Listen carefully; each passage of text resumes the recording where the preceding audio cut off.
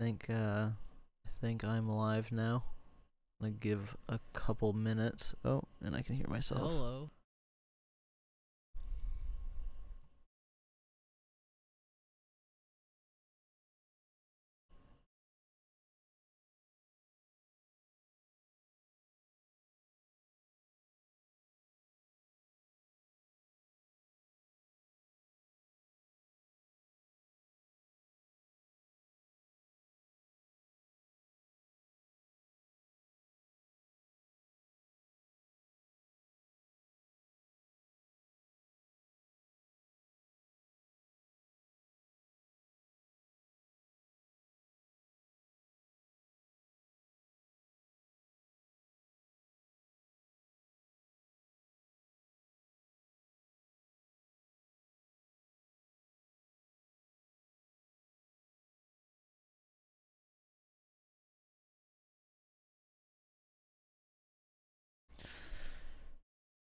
I just want to make sure my quality's half decent.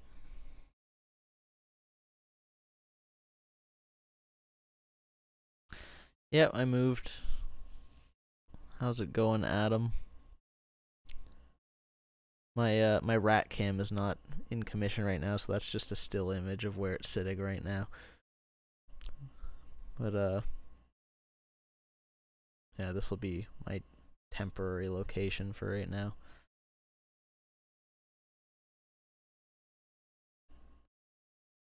I haven't touched OBS in a year, so I want to make sure all my settings are.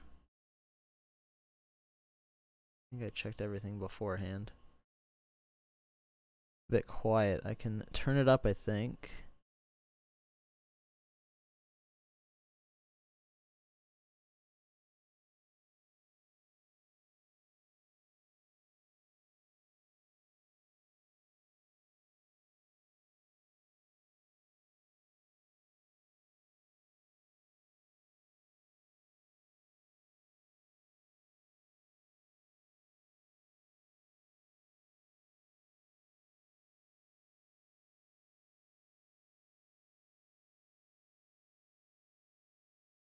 How's that?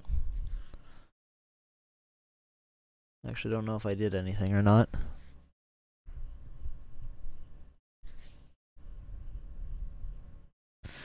Anyway, what I feel like doing today, now that I finally got my my rack and everything back up and working, I reinstalled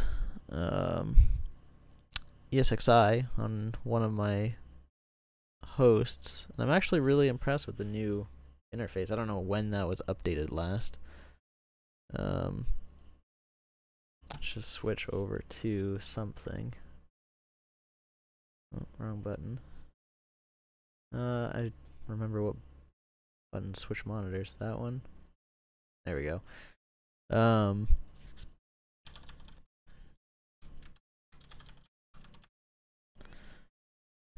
They made this really, really nice looking and actually pretty easy to work with. So I'm running right now just a single GNS3 VM. I still have my other Proxmox server that runs everything else, but I don't know. I might go back to ESX. I don't have vCenter or anything like that though, so I can't cluster. Yeah, just running a GNS3 VM, 20 gigs of RAM, 8 CPU, vCPU. This is running. Just make sure. I'll open my dashboard. This is running everything that we're gonna work on today. I have over here, wrong button again, this side, I have GNS3 open, and these appliances are running on the GNS3 VM. So what I want to do is I want to set up a basic topology with Cisco Firepower, threat defense devices, or virtual appliances, whatever you want to call them. So I have two of them here. We're going to set them up in HA. I haven't read what you can and can't do with the VMware images of Firepower Threat Defense, so we'll find out if there's anything that I can't do with the physical appliances that I can do with the physical appliances that I can't with these guys. And then we've also got our firepower management center down here. We're going to try and set up a second one and set those up in HA as well, because that's another thing that I want to play with and see how that works. Just we have a super basic topology management network over here. The firepower devices between the outside and the inside zones. Another Cisco router here as our gateway to the internet. And then we just have a VPS or VPCS sitting in here that we can use to ping stuff. Ideally, I could put a Windows server or something in here and do a little bit more testing, but from here we can ping around and see what we can get to, and we can see the traffic going through the firewalls. Yeah, so I'm just gonna pull my dashboard up before I do anything else, so I can see what's going on. And I believe there's a snowblower outside, so hopefully you can't hear that. I want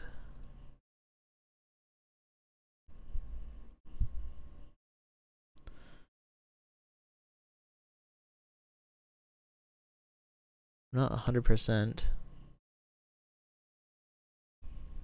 I don't remember how to do this. Studio. I was there before.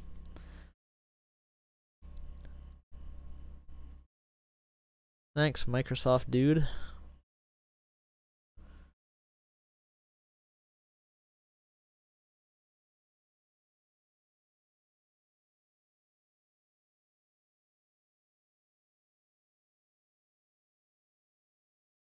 Let me know if there's any issues with quality or sound or anything like that. There we go. Now I got the dashboard working.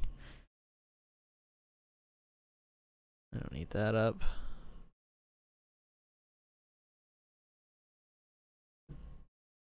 Oh.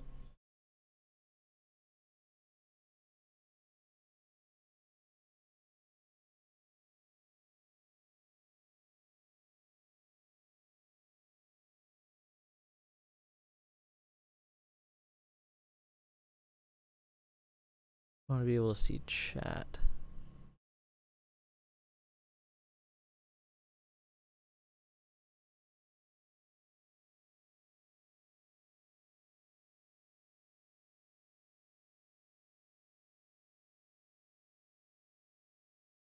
Alright, perfect. Okay, so let's see if I can probably bring this over here so that it's easier to see. We have our this is our, these things take forever to turn on, so I have them, I turned them on a little while ago. This is our FMC. I haven't set this up yet, so we're gonna do this live. I did run the setup on one of these guys just to make sure that they were working. So anything firepower, the default login is admin and then capital A admin, admin 123. And it should get me to, I don't remember if it gets me to change my password here. Login incorrect. Admin 123. There we go. So I can remember how to do this. I might actually have to look this up because I thought it did it automatically. There's a script to run. Oops. Yeah, there's nothing here.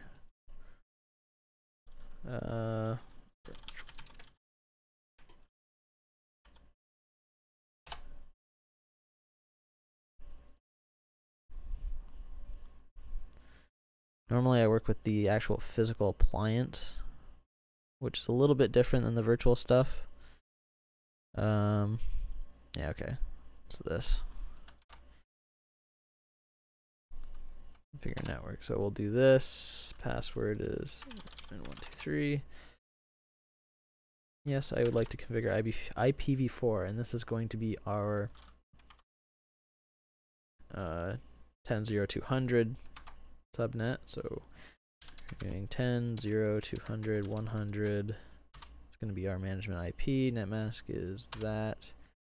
Management default gateway 10.0.201. Are these settings correct? Yes, they are. We don't want IPv6 today.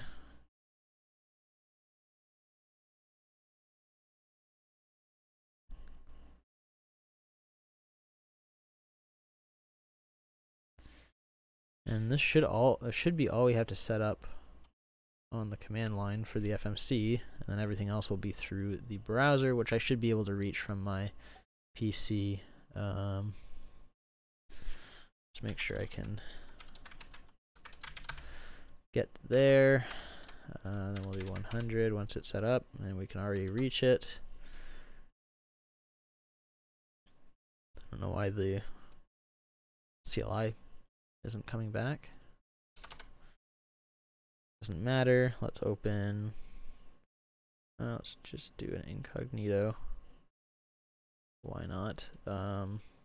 Alright, we gotta do HTTPS 10.0.200.100. There we go. And then we should be able to do everything else from here. So our username is still admin123. The FMC doesn't force you to change it, I guess. The FTD devices do when you first log in. Let's see how fast this is. The one I normally work with is it's a Cisco UCS chassis with like 64 gigs of RAM and an E5 with, I don't know, 8 cores or something like that, or 2. It's super overkill for the FMC. I think it's an FMC 2500 is the actual model. Okay, we do have to change the password, so I'll change it to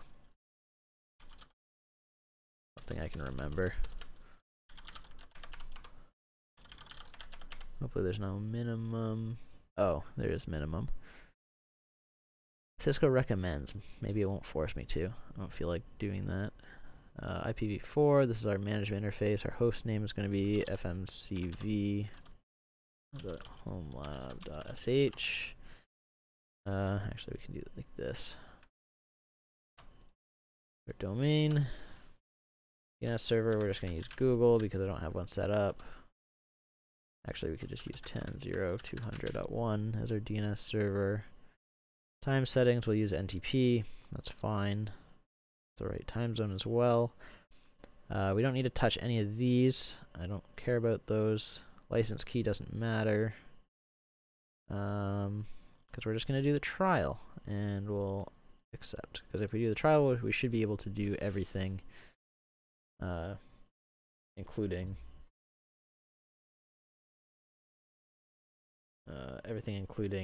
the threat defense licenses and stuff like that.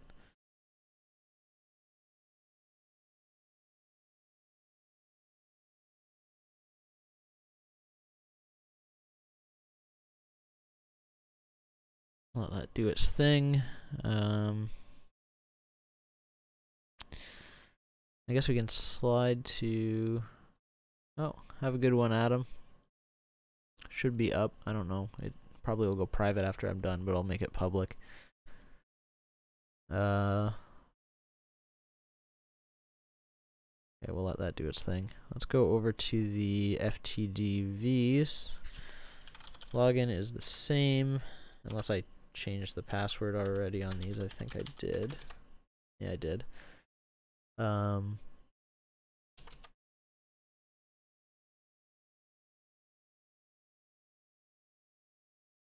I thought I was gonna have to get, because I have the VMware images for these guys. I thought I was gonna have to go get the KVM versions, but if you use the VMware VMDKs, it works fine for adding it to. It's running through QEMU through GNS3, so I don't have to do any crazy VMware networking to get the appliances to show up in GNS3. we're already connected to FTD, so all we have to do, let's just make sure we can get there. Actually, we won't be able to, because if we do show route, we don't have any routes to anywhere, and that's because the management interface on this guy is technically not routable. So we just have to accept the fact that it might not be, well, it should work, and I don't know why this is taking so long.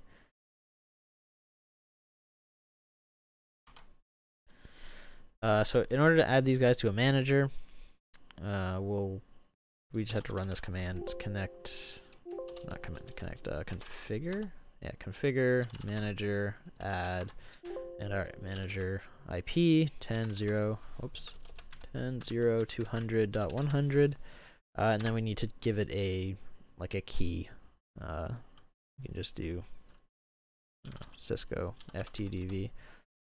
And then there's another space here to do NAT ID if it's required. Oh, my backspace just got stuck. Add 0.200.100.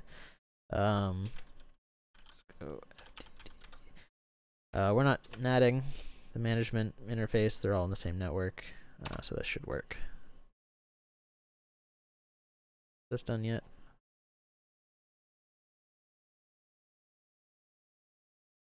I'm gonna click it again. Probably not gonna help. We'll see if this thing will actually connect, which it should.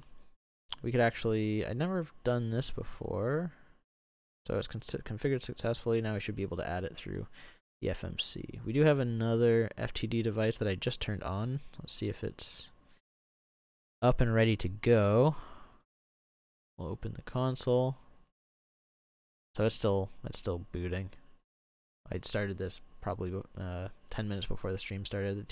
They take like 30 minutes before they're ready to go. The FMC takes even longer. Oh, we got our CLI back.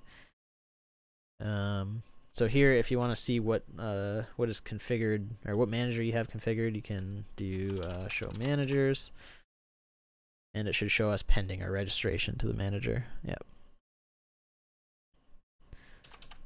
What else can we do on here? These guys, you can't. It's, if you look at, say, so if we run our show running config, and you take a look at it, it's pretty similar to ASA. It's actually pretty much the same, and it's still showing ASAV. That's what this was built off of. Cisco bought a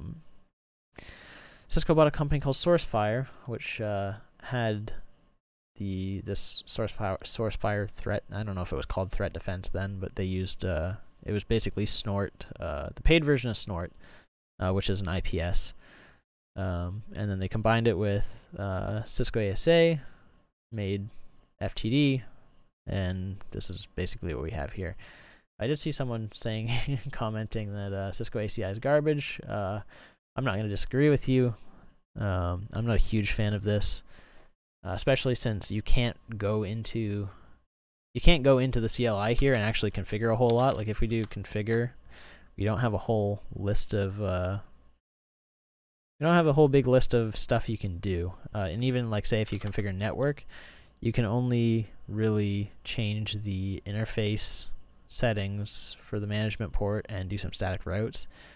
But stuff like if you want to set up OSPF or anything like that, it all has to be done through the manager, which basically means the FMC has to be able to be around to push configs to these guys no matter what. So that's why I want to play with FMC HA today, if we can get there. These guys are relatively quick to set up. Let's go back over to our other one. Okay, that's still going to go. Let's see if this guy is done. I have to log back in, okay. Because I changed the password, that makes sense.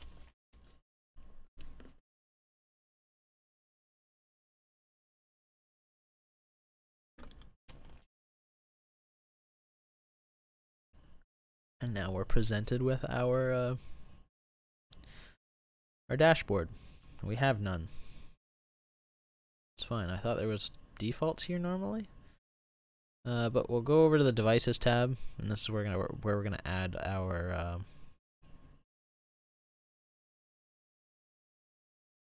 sensors. That's what they're called when. Let's just make a group. We'll call it GNS3 FTD. Why not? And we'll put our stuff in there. It's pretty cool. You can group all your firewalls together, different types of different say if you had like remote office firewalls, or you had like your core firewalls, that kind of thing. You can separate them into groups so that you can push policies to the entire group. It's pretty easy when you hit deploy. It'll show you all the firewalls that a policy policy is associated to, and which ones you want to push it to. Go over here, add a device. Hopefully I'm on the right screen, because I always forget that I can switch those. Just play this so that I can see. Our host is 10.0.200.101. I think 101 and 102 is what I gave the management interfaces on both of those. Display name, we'll give this FTDV1 like it is on GNS3. This is our Cisco FTDV registration key that we put in on the console a few minutes ago. We'll add it to this group. Let's create a new policy. We'll just call it default. If I could spell, you have to push a policy to it. Don't need a description, don't need a base. We're just going to, our default action is going to be block all traffic. We can change this later. Why did you fail to store the object? Try that again.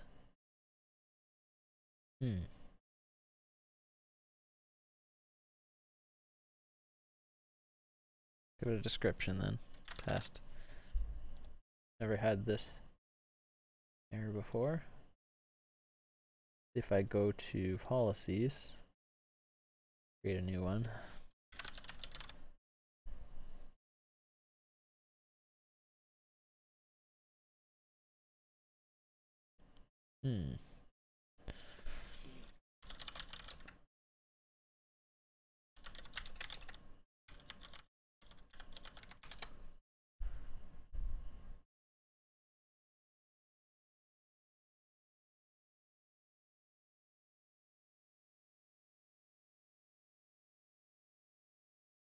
It's interesting, because if we can't get a base policy, let's try one of these guys. Test that. If we can't do that, how are we going to add a device? Can we do that without? I don't think we can add a device without policy, and if we can't make a policy, then what's the point in testing it? No, we need one. See if I can just make any object.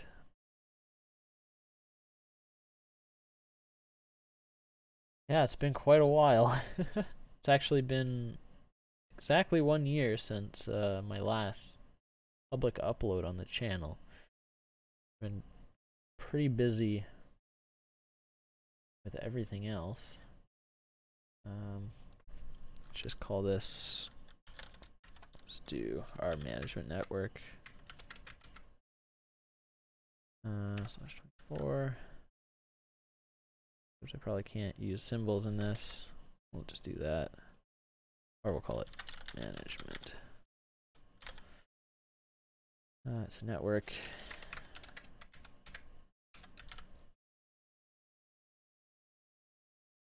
Okay, so I can save that object. Why can't I save policy objects?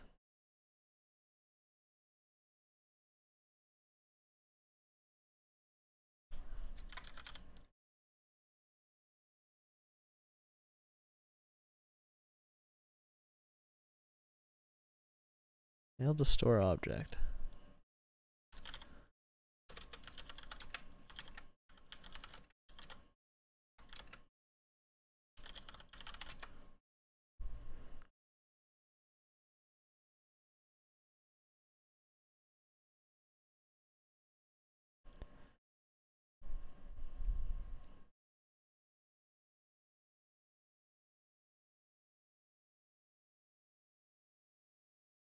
Well, maybe we just restart the thing. Let's make sure our configuration's finished on the FMC itself.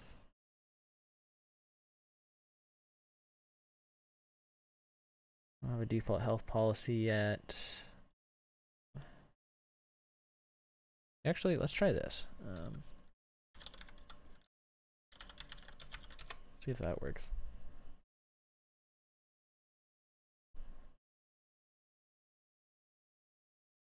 We'll have to do HTTPS.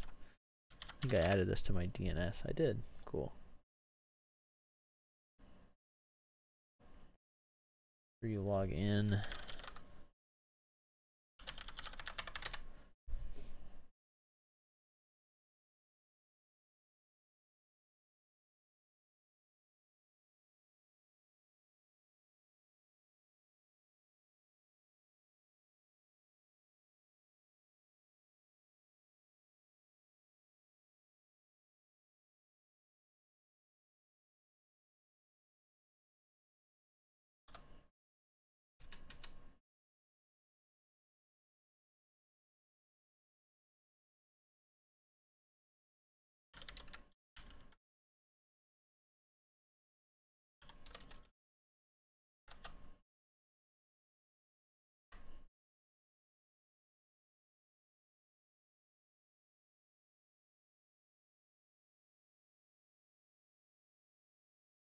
None of the dashboards are loading either. That's kind of interesting.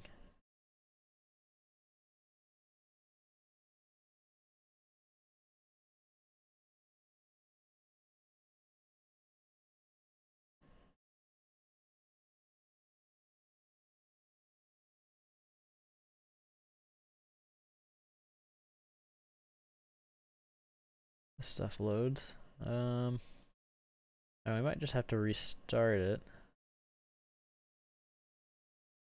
Unless the virtual edition's different, but I can't see why it would be. Try and create a dashboard.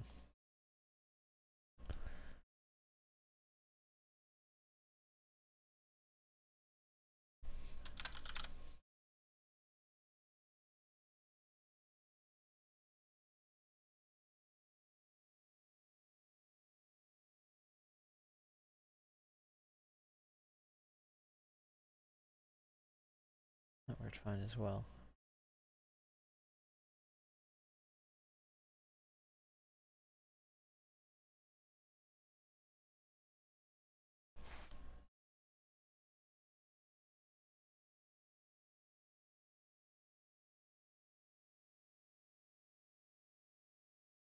Can I make policy objects in here? I can't remember.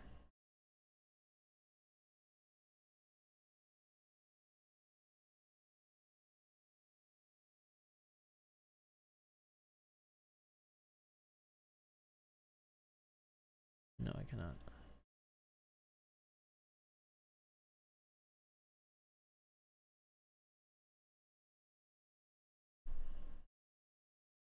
I don't want to do this.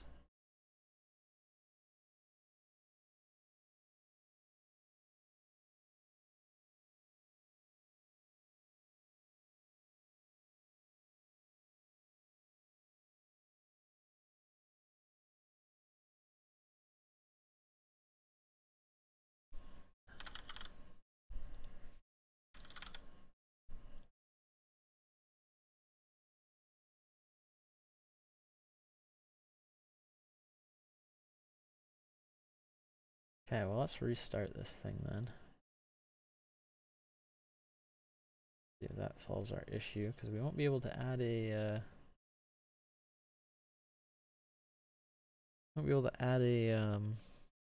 device to this if we can't have a policy defined. Can I do that from here?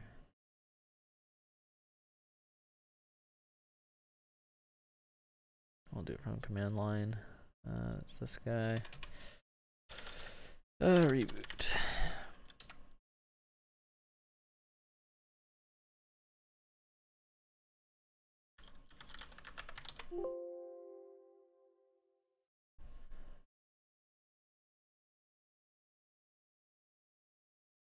Is this guy up yet? No. How's our resources on the GNS3 VM? That might be also the issue.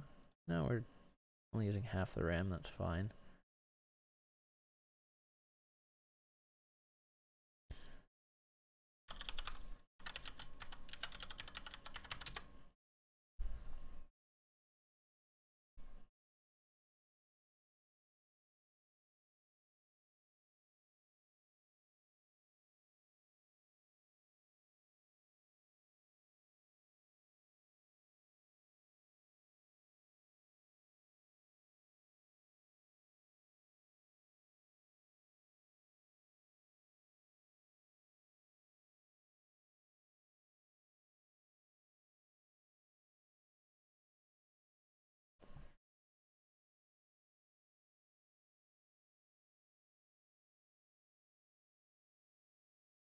I think I did get the Azure stuff working. That was a long time ago. I don't remember what I was trying to do.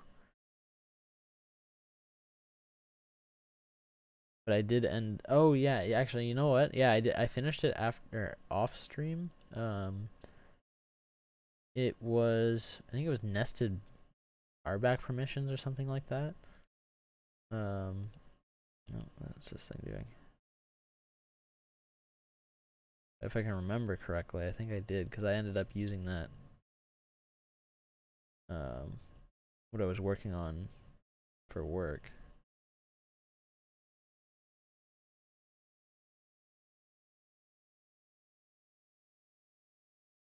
Hopefully this thing doesn't take as long to boot now that it's actually been set up. This guy's still taking forever.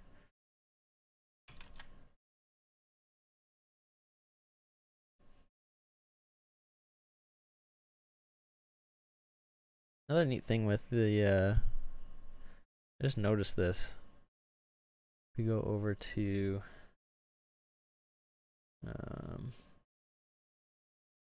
this monitor. I can remember what I'm doing here. This guy, back over to ESXi. For the networking, they've got, let's go to this one. They've got CDP built into ESXi, which is neat. So I can see which switch I'm hooked up to, the management IP address of it, what port it's hooked up to, you know, some additional information, like I can see VLANs are present. I don't know why 192, I guess this is a trunk, so it can see all. I don't know why 192 is showing up there and not everything else, but yeah, I just thought this was pretty cool. I'm liking ESXi. I don't know if vSphere looks different now either. I haven't downloaded that, but I think I might give ESXi another go.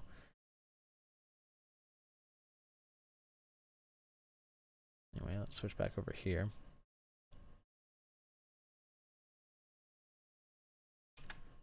Okay, so that's back up. If we go back to here, it should be available for us.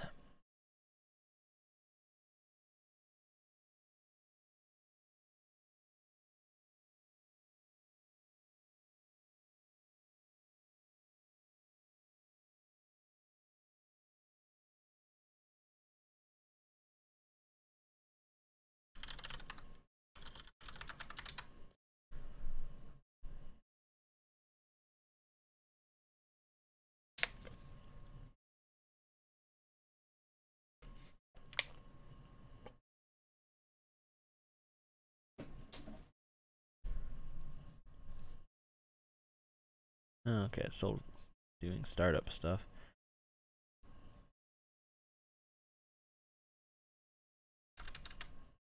This guy's not done yet. I don't know how long that's going to take. Let's go back to GNS3 and I'll just kind of explain what I'm doing again for anyone else that's new in here. I just have a basic topology set up. We're setting up these two firepower threat defense devices. They're both VMware virtual appliances. They're going to be sitting between our inside and our outside networks. We're going to have them set up in an HA pair. And And we have our management console over here, our management center.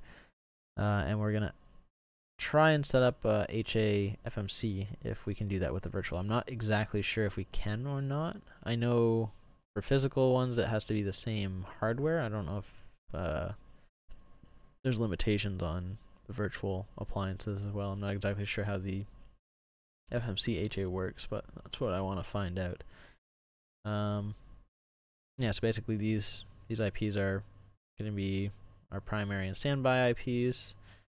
And then we have a VPCS in here so that we can test some stuff. You have tried ESXi before?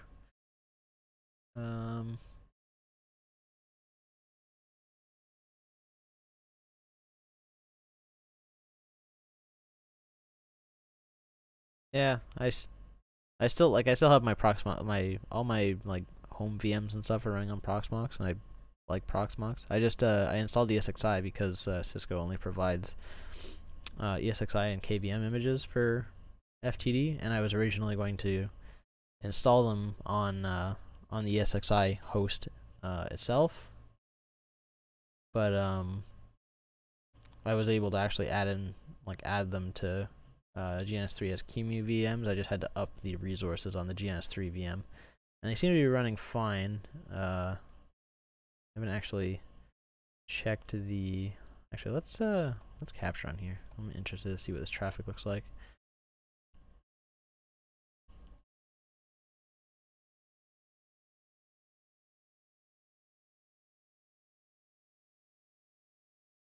Got our STP from my switch.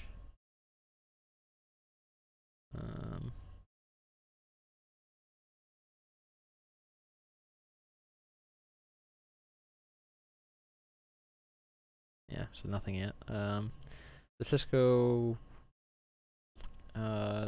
port that, oh, it's already here. 8305 is the Cisco communication port. So it looks like our guy here,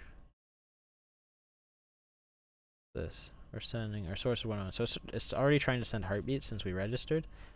I'm assuming that's what this is. It's giving a heartbeat, and then our FMC is giving a reset since we haven't added the device yet. Let's see if that's done loading. Looks like it is. Now hopefully we can add a policy object, because if we can't, then I'm not exactly sure what we do. I might have to spin up the VM on ESXi itself, which isn't a big deal because it's actually sitting on the same network. It's on that 200 management network. If it's not working in QEMU. What is this? Dashboard. Okay, let's go to policies. Try and make ourselves a default access control policy. Add a new policy. Maybe I can import one. Maybe that's our workaround for this. I don't really care that much about what the policy is. We'll do block all traffic. Let me save it. Come on. Failed to store object.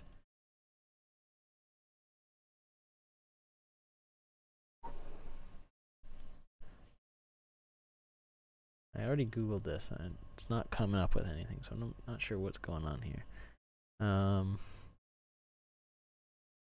me look through this. I don't think I can set up policy objects through the object manager.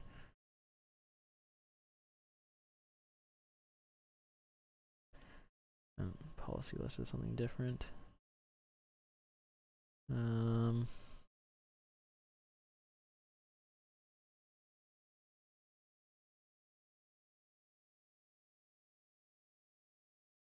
Odd. Let's see if we can import something.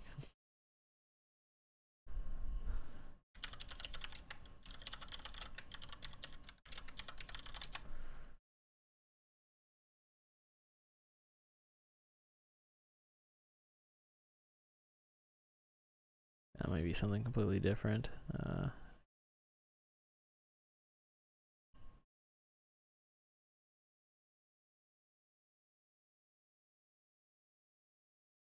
Maybe I can make an intrusion policy, and that will work as a default.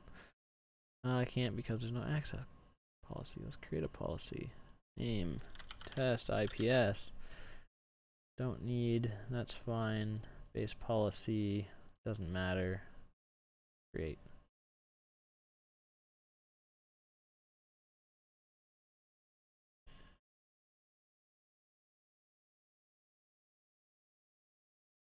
Huh.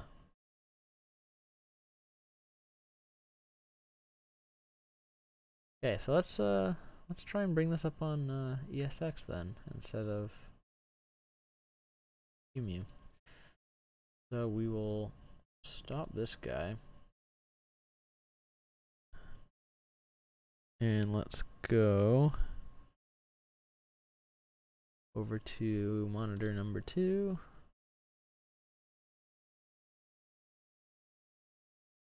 Is it doing what I want it to do? That was. That's the one we want. And we'll do a new VM.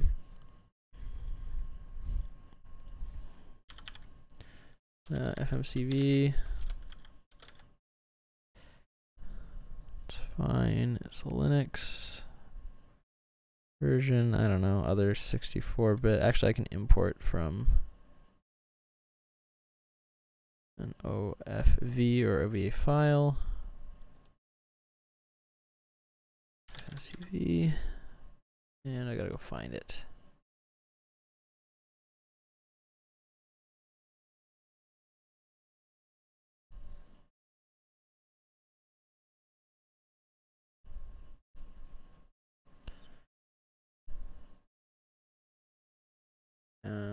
This should be Firepower Management Center. We've got the MDK and the OVF.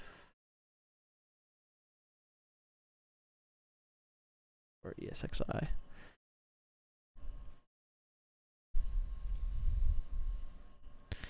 We'll use this guy. We'll use GNS3. That doesn't matter. We'll file in or. Okay, cool. We'll let that do its thing. It's only I think it's 900 megs. Having to Goliath hosting. Goliath hosting, we just ran out of time working on, real life stuff. And, it was either adapt from Minecraft to something else or, focus on our careers. So, it just kind of wasn't worth the time to maintain. It kind of worked. Like, it was running autonomously for like a year where everything was automated and we didn't really have to touch it. But then we just decided to shut it down. Should be able to. Oh, whoops.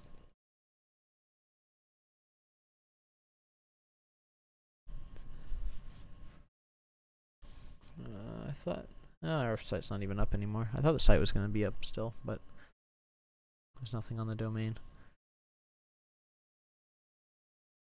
One problem I have right now is the link that I have to downstairs. I don't have a cable long enough to reach up here, and I don't have an extra gigabit switch.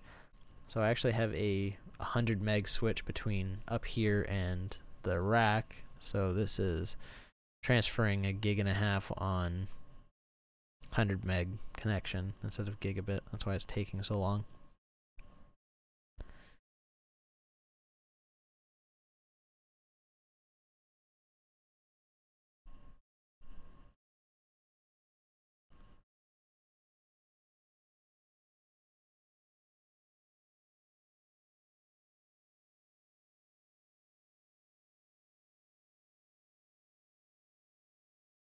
So instead of our FMC being here, our FMC is going to just be coming through this guy here.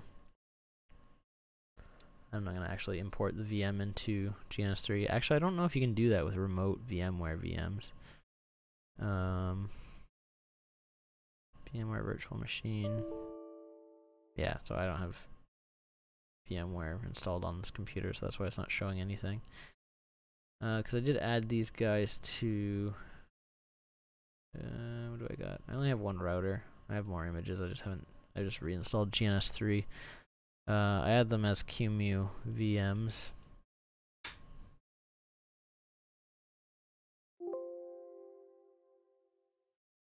I don't need to save. I don't know what I did. Let's see if that other host is up yet. Not yet. So, and then this guy, since we are changing the registration, we actually will have to do configure manager delete. That will deregister it from, or it'll delete the registration information for the other guy.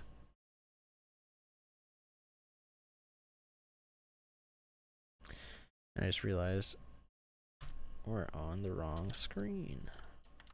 What I just typed in, I think. Yeah. So configure manager delete, that gets rid of the currently assigned management console. I'm pretty sure operation failed.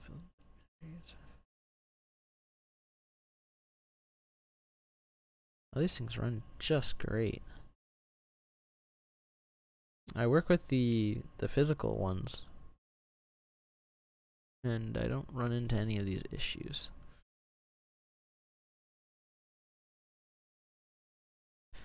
All I want to do is set up the basic topology. Once these are in, it takes like 30 seconds to actually set up everything. Even HA, it takes less than 5 minutes to set up HA with these guys.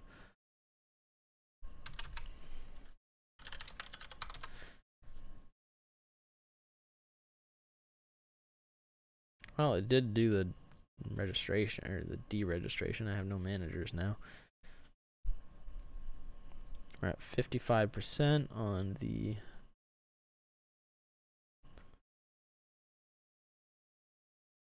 upload to this over here. 55% on the upload to VMware. That. There we go. Now I can see everything.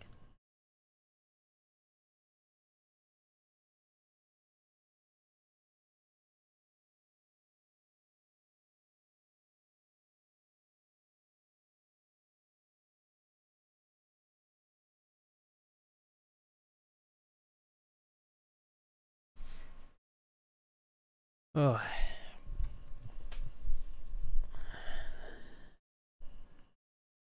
I don't do this a whole lot. Well, I don't do a lot of Homelab stuff anymore, just because I'm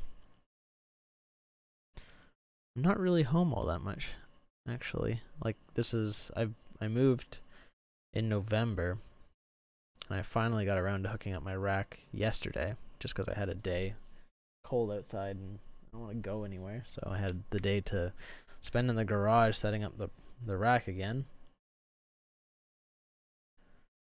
But tomorrow morning I'm back off out of town for the week for work. Actually, I guess I could, you know what I need to do is I need to set up my VPN again. And that way I can remote into my stuff when I'm not around. Because right now for work I'm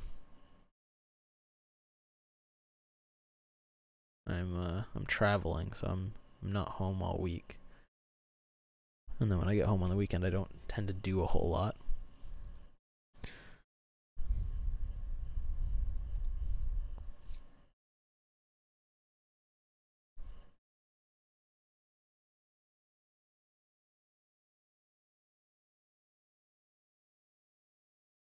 %.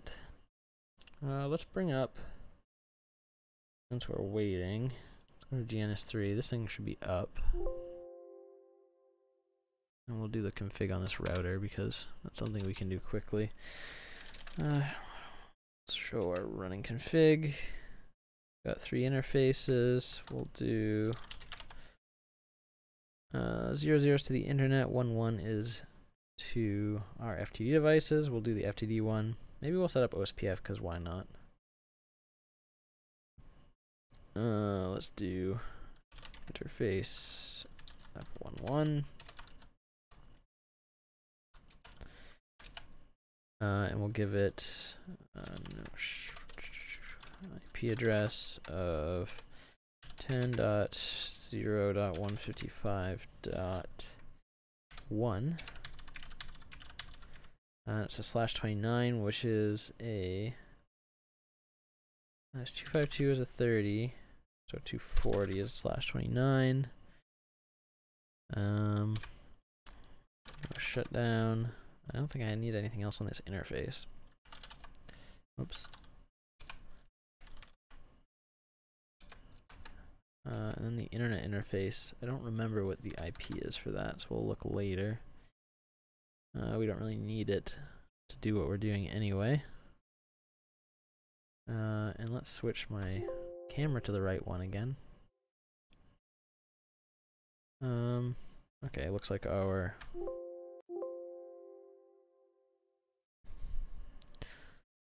upload's complete, and this guy's starting.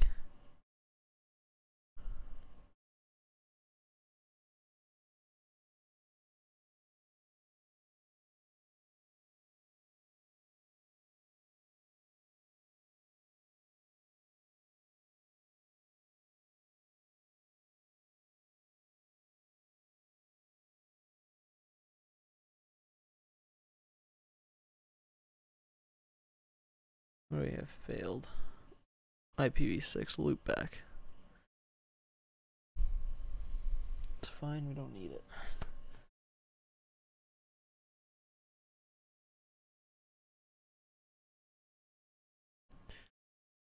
Now, how much space did it give itself?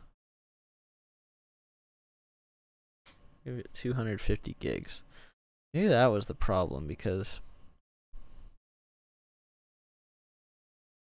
I think the GNS3 VM only has like 20 gigs of space. I don't know, it has 100 and... It has 2 drives. It's got a 20 gig OS drive, and yeah, well, I think these virtual appliances, you actually have to have the specified, like if we look at the Cisco documentation,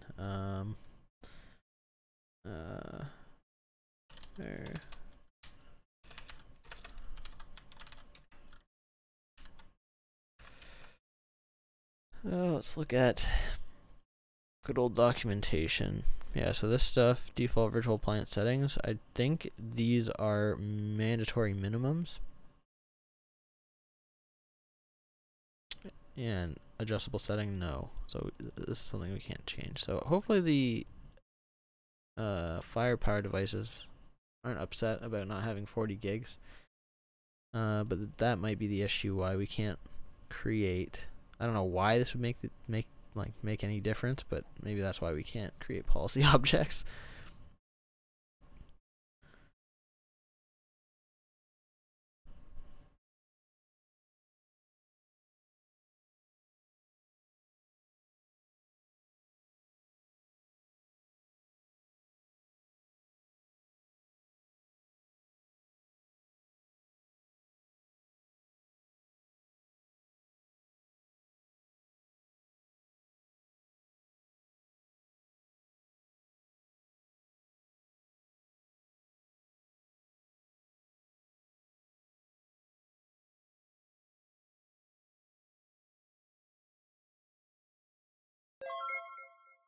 What was that?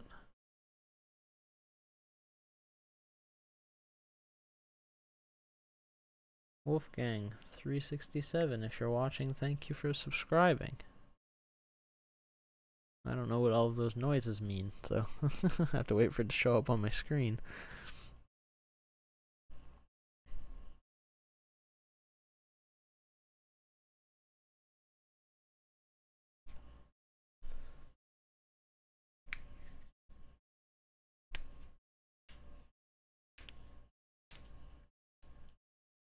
Ugh.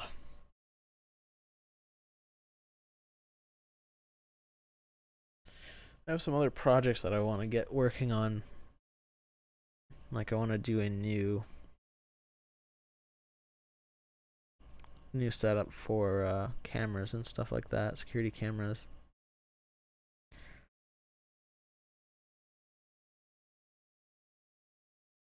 And then I need to fix my my website as well. So I can start writing again on there. I think my proxy has been down for probably half the year, and right now I'm behind. I'm like double natted where I am now, so I don't know if I'll even be able to get stuff stuck out. What else do I use for my cameras? The cameras themselves are like cheap Foscam cameras, and then I'm currently using Orchid VMS for recording to a Linux box, and then I have some stuff set up so that goes to cloud storage. It just replicates every so often. But I think I'm gonna change to either. Well, I'm probably gonna switch to Blue Iris because it has a lot more features. But I haven't got around to buying that yet, and I don't have time to set it up. The way they work now is fine. I can see it remotely, get alerts and all that stuff, and everything is cloud backed up, so I don't have to worry. I just want to change the interface. I don't really like Orchid that much.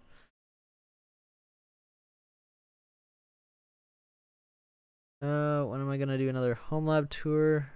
Probably when I move again, because right now this isn't. This is a temporary. Like, I'm living in an apartment above my parents' garage right now, which is not ideal. Well, it's not terrible actually. It's pretty good. But I'm just waiting on somewhere to, like, right now I'm traveling for work, so it doesn't make sense for me to pay for another place. So once I'm moving, actually get somewhere where my lab is going to be set up permanently, then I'll probably do another tour. It hasn't really changed anything at all. Like, I'll switch over to my janky rack cam that's not actually live right now, but you can see it's basically exactly the same as the one from last year. I haven't changed anything other than I did sell 2 of the R710s. Just because I wasn't using them, and I got a decent price for them. I still have 3 of them though. One of them's running this ESXi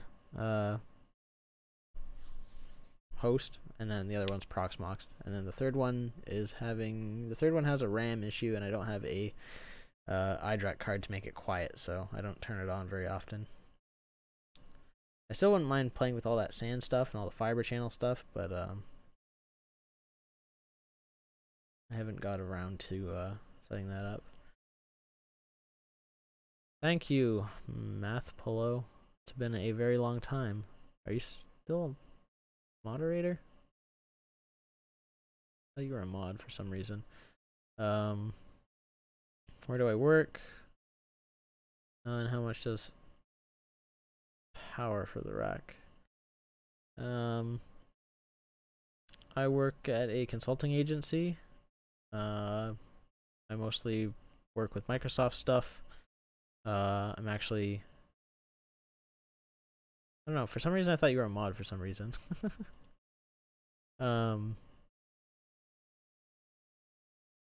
Yeah, so I focus on Microsoft stuff, Microsoft security mostly.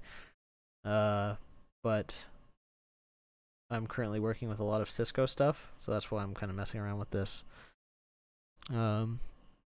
And I want to figure out some things, like some stuff that I can't really set up in the oh, thank you, Vankakor, the subscription. If you're watching. Stuff I can't really set up in with physical hardware, like FMC HA. I don't have 2 of them, so let's try and do it virtually. Yeah, so that's what I'm doing right now. And I currently travel to, like, client sites and stuff like that, so I'm out of town a lot. How much does it cost to power the rack? I don't run it that much, but right now with everything running, it's pulling about 500 watts steady, which with the electricity rate, actually where I am right now, my dad's got solar panels, so it cuts down on the electricity cost, but it's about $40 a month. And I only, like, I don't run this ESX host all the time, just because it has nothing on it. Yeah, so that's running 2 of the R710s, my unraid NAS, both the switches without any PoE because I don't have those set up. And then the 210, which is running my router. What's new? I've just been working a whole lot. I haven't got a whole lot of time to do stuff like this. Just completed a whole Cisco telephony system migration. That sounds fun. I've never actually done any telephony stuff with Cisco other than what I've done in my lab, so I'm not sure what is all involved in that. I'm assuming if you're still using hard phones, you'd have to reflash everything. Actually, where one of the places that I've worked at, they just did a complete got rid of all of their phones, and everything is through Skype for Business now, which is pretty cool. I don't know how well that works. Like where I work, we don't have phones. We have Skype numbers and just use Skype for Business, and it works out pretty well. And I use my laptop for everything instead of actually having to have a desk and a phone. Let's see if this is done. We're sitting at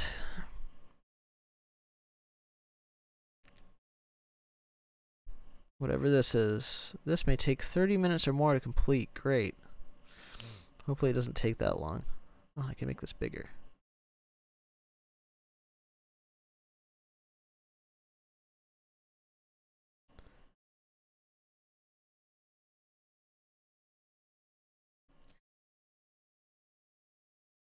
A lot of flashing and recreating part of the original system. Yeah. So I'm assuming they're using, if they're going to SIP, then they're using non-Cisco PBX.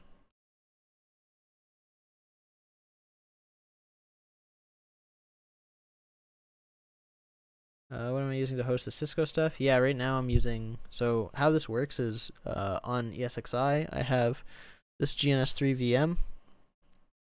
And this is running all my routers and everything that I pull up in GNS3. So if we go back over to this screen, so like this 7200 router is running off the GNS3 server that's sitting right here. This is the remote server.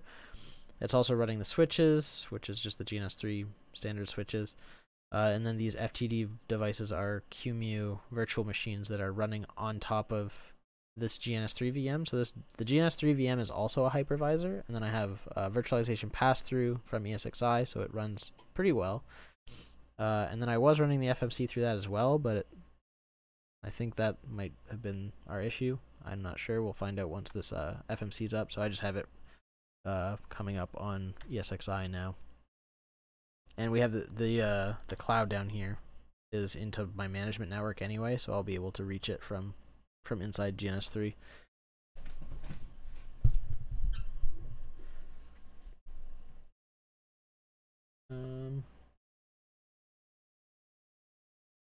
You're using ISR 4331. Okay, that's not PBX. It's still all Cisco. You're just not using SCCP anymore. I'm actually using stuff that I'm working on right now is using the same model of ISR. We've got 4 of them. Working on some stuff with DMVPN tunnels. And then some other new hardware, which is neat. What are you working on at work that requires you to do Cisco? Network upgrades. I can't really talk about what I do at work, so I'm not going to answer any questions related to exactly what I do at work. But it's just like a general network upgrade type thing. And I just need to know more. I need to know more of the technical stuff behind how this stuff works so that I can talk about it. when I need to.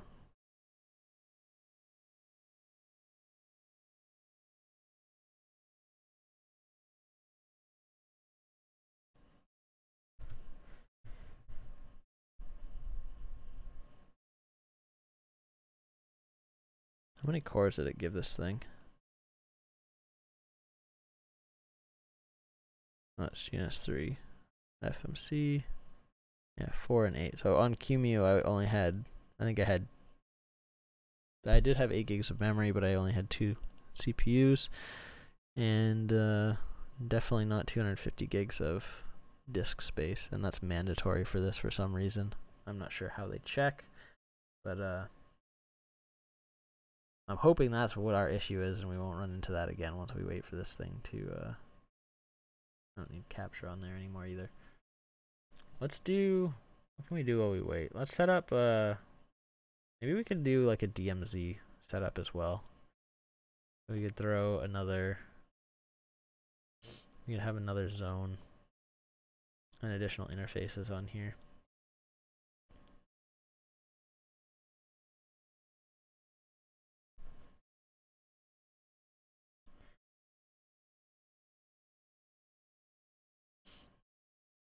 So we have our, just to explain what all these are, these links here. So this is our our outside links. These are going to be HA.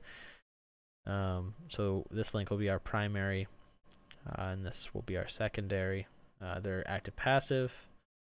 Do I have a firepower license? I have a CCO account, which I have access to the software. Once we've spin up the FMC, you can enable 90-day trial period, which gives you the ability to play with all of the licensing. So it gives you the threat, malware, and the URL filtering licenses off the trial, and then we can push those to the FTD devices that are sitting here. These guys, Firepower Threat Defense on its own comes with a base base license that allows for just general firewall and routing capabilities, and then there's also licenses specifically for the IPS functionality, the network malware, and endpoint malware protection, and then also the URL filtering, which I haven't played a whole lot with the URL filtering.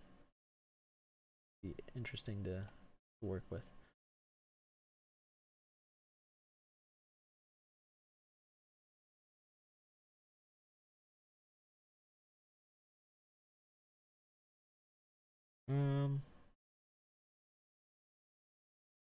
And the neat thing about these things is they can, yeah, AMP is pretty cool. That's the Cisco Advanced Malware Protection. Basically, oh yeah, I guess it's integrated with Meraki as well. I haven't done a whole lot of Meraki stuff, and I haven't been anywhere yet that has a full like Meraki deployment. I think people they're worried about, because the devices, if you don't maintain your licensing on the Meraki switches, the switches basically are paperweights, is what I heard. I don't know a whole lot about Meraki, so I don't know for sure. But yeah, the Firepower Threat Defense uses AMP, so it collects, like you can set it up to collect different files and either have their signatures sent up to the AMP cloud to get a threat rating on them, or you can send the entire file up, like executables and stuff like that, and it'll run in a sandbox environment in Cisco's data center, and they'll give you a threat rating based on they'll run it in the sandbox and see how likely it is to be malware. Pretty cool.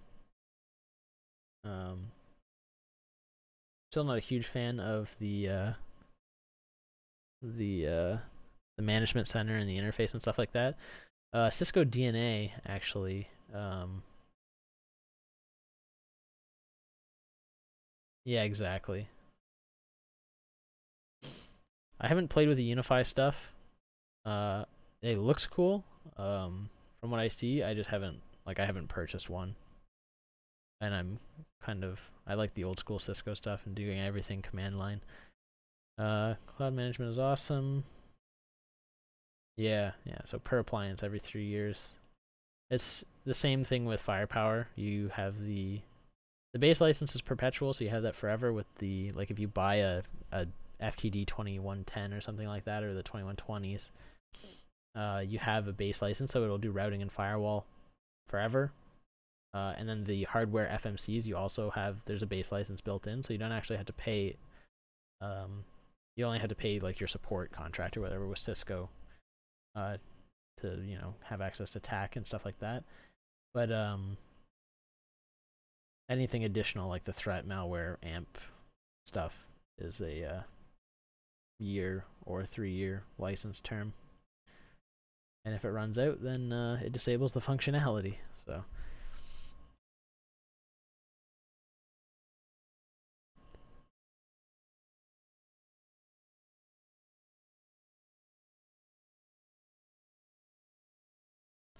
And it's the thing with this stuff as well, firepower, is that it's hard to convince network guys that are used to being able to go hands on keyboard on the device itself, like pulling up let's see if this is done yet. No. Pulling up the console, so this is our FTD CLI, and being able to type in, configure it like an ASA, and you can't do that with these guys. So we're doing it all through a web-based manager. Some people don't like that. It's like, what happens if the FMC is down? Well, the devices still work. They still collect data. They have their databases internally as well. It's just you can't push configs and use some of the centrally controlled stuff. But that's why we want to look at FMC and HA. So if we have two of them, what can we do to break stuff? It's actually pretty neat. I've seen these. So if we look at our topology, I've seen these set up so that so technically these will be one logical firewall. I'm not gonna do that. These two devices, when they're in an HA pair, technically it's to the network, it looks like one device. And I've seen this spread across sites. So one firewall sitting in data center A, the other firewall sitting in data center B. They have an EPL between the data centers, and Cisco says that as long as it's sub 10 milliseconds, everything is the same as if they were right next to each other. And then anything up to 250 milliseconds, it'll still work fine, just with some performance degradation. I'm just getting a phone call. I'm going to mute myself and take that quick.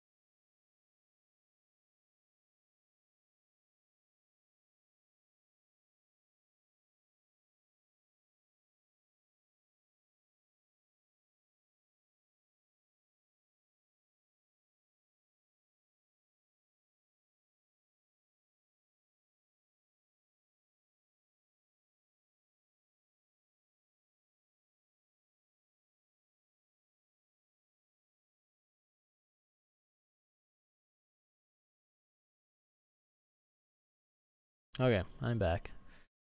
And I missed a whole bunch of stuff. Nobody ever got fired for buying Cisco.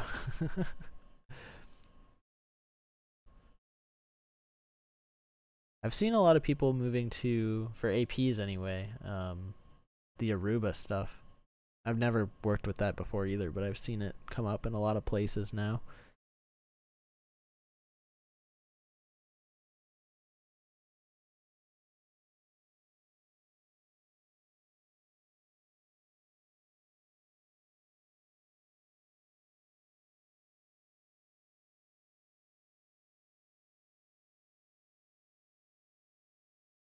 Yeah, that's the way I like Cisco as well. Set it and forget it. Cisco. So this FMC stuff, which this is still going. Firepower Management Center. They're actually integrating with, as far as I know, they're integrating with Cisco DNA, which is their. Let's take a look at it. Oops, not DNS. No, DNA. Is their new it's like the overcloud kind of thing. It's a management layer for everything. It's the way I understand it. I don't know a whole lot about it, but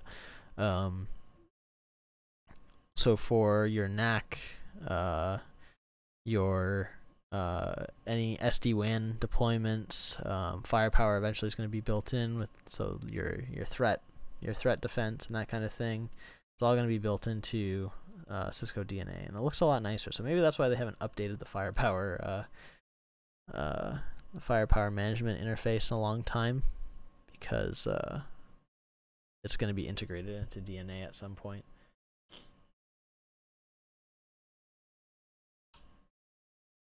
This thing is still going. I think I'm going to have to grab something to drink.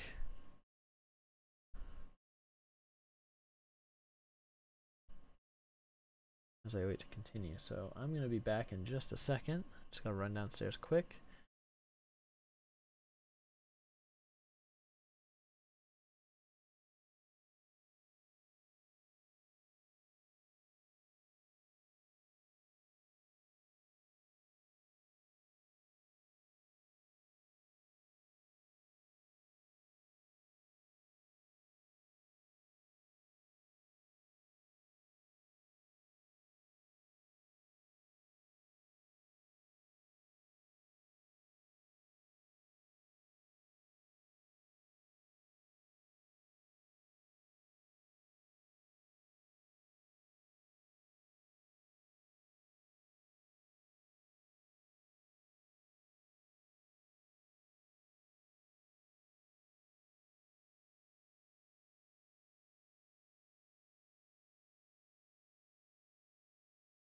Okay.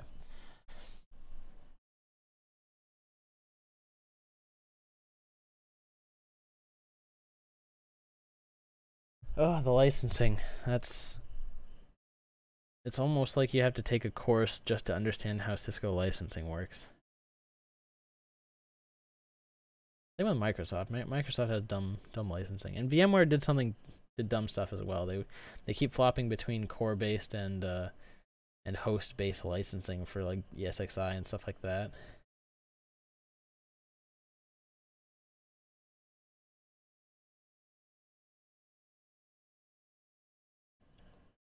Security K9 license, that's what gives you the ability for DMVPN, I think. I think I've had to get that as well for the ISRs.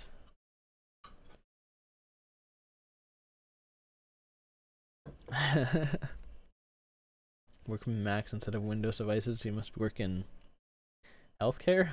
That's my guess. I don't know. That's the only place I see a lot of Macs in the workplaces. Healthcare, or I don't know, maybe some sort of design studio or something like that.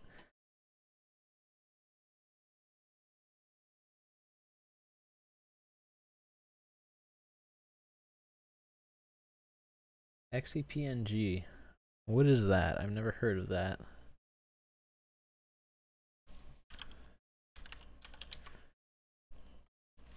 XCPNG, maybe if I spell properly.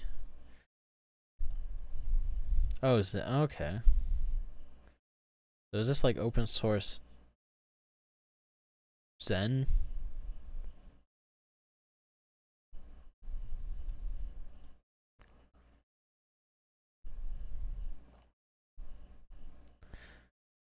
That looks pretty cool.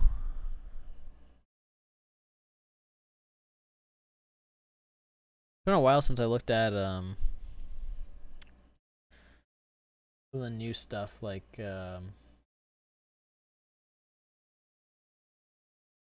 what was I doing recently?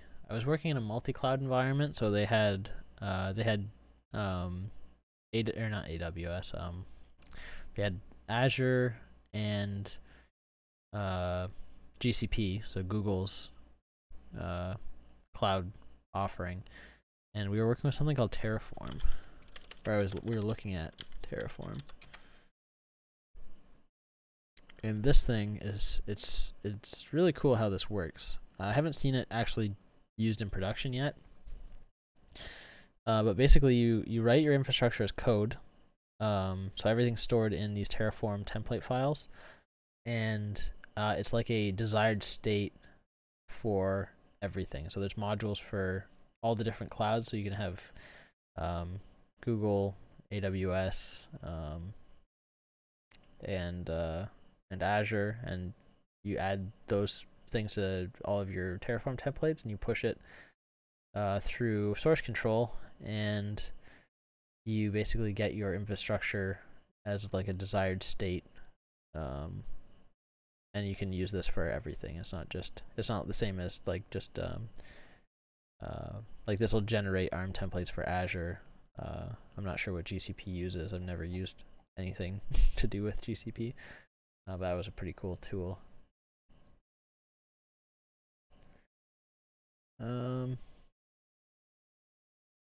XOA, which is either free or pay for free, full version if you self-build it.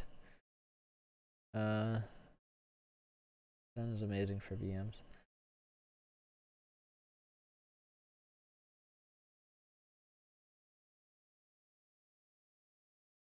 Everyone needs a hypervisor.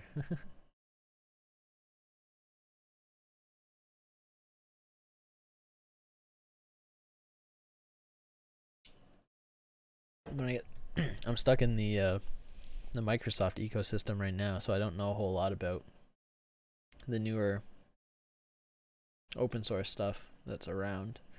I don't get a chance to play with it.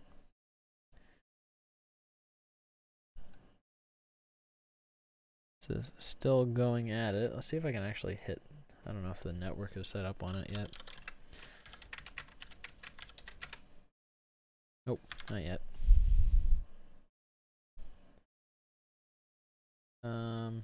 Turn this thing on, because why not? There's something to do.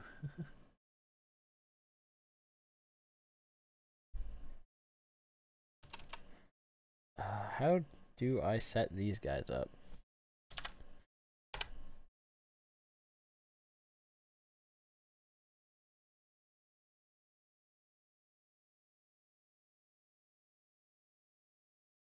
I'll do this. IP.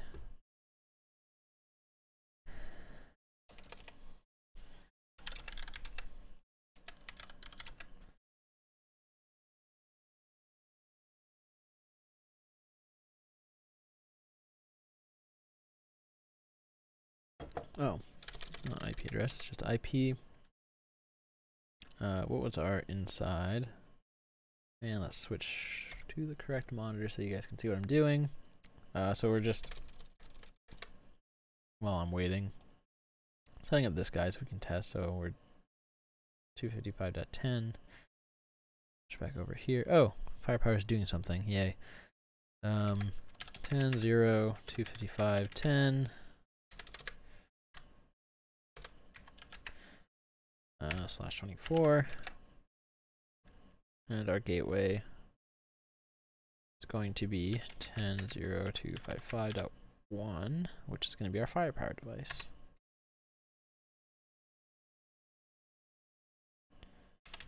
I don't think we have anything else on this network to test. That should be it.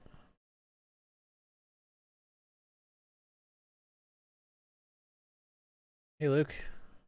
Yeah, we're attempting to set up some FTD devices.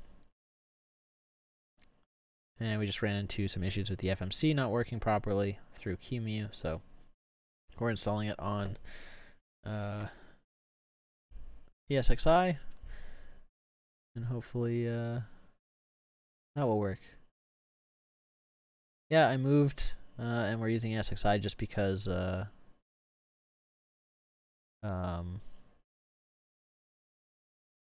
that's what Cisco says to do, and I don't feel like setting up something on KVM.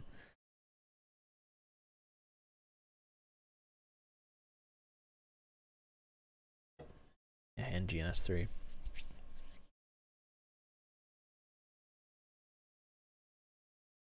I'm in the process of trying to find a house, but everything's super expensive, and I travel for work, so I just don't seem, or I don't see the need to spend all my money on a place that I'm never at. KVM, KVM's using a lot of stuff. It's just the base Linux hypervisor that's built into a lot of Linux distros. Like OpenStack used KVM as its underlying hypervisor.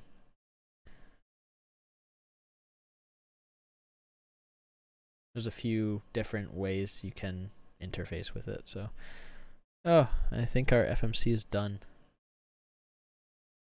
Initializing the system's localization settings depending on available resources. 10 minutes or more. Why does it take so long, Cisco? Why, Cisco? Oh, I didn't know that. AWS using KVM. Yep, Unraid is as well.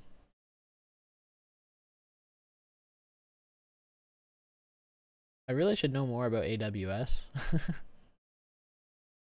Considering that's Microsoft's main competitor for for cloud.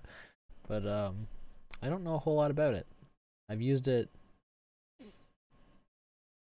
The only thing I've used it for is to set up a FMC, a Firepower Management Center, so that I can use it with Azure Firepower appliances, because Azure for some reason does not have an FMC image in the marketplace, and you can't deploy it to Azure for some reason. So I had to use AWS for the FMC and Azure for the appliances. What's everyone using for their NAS? Free NAS. Lacey, is that how you say it? Lacey? I've looked at that before.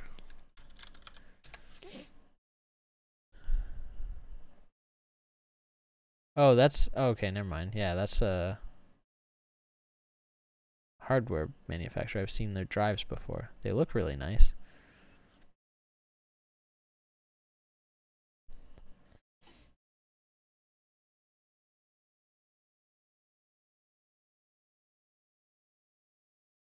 On-prem cloud, AWS.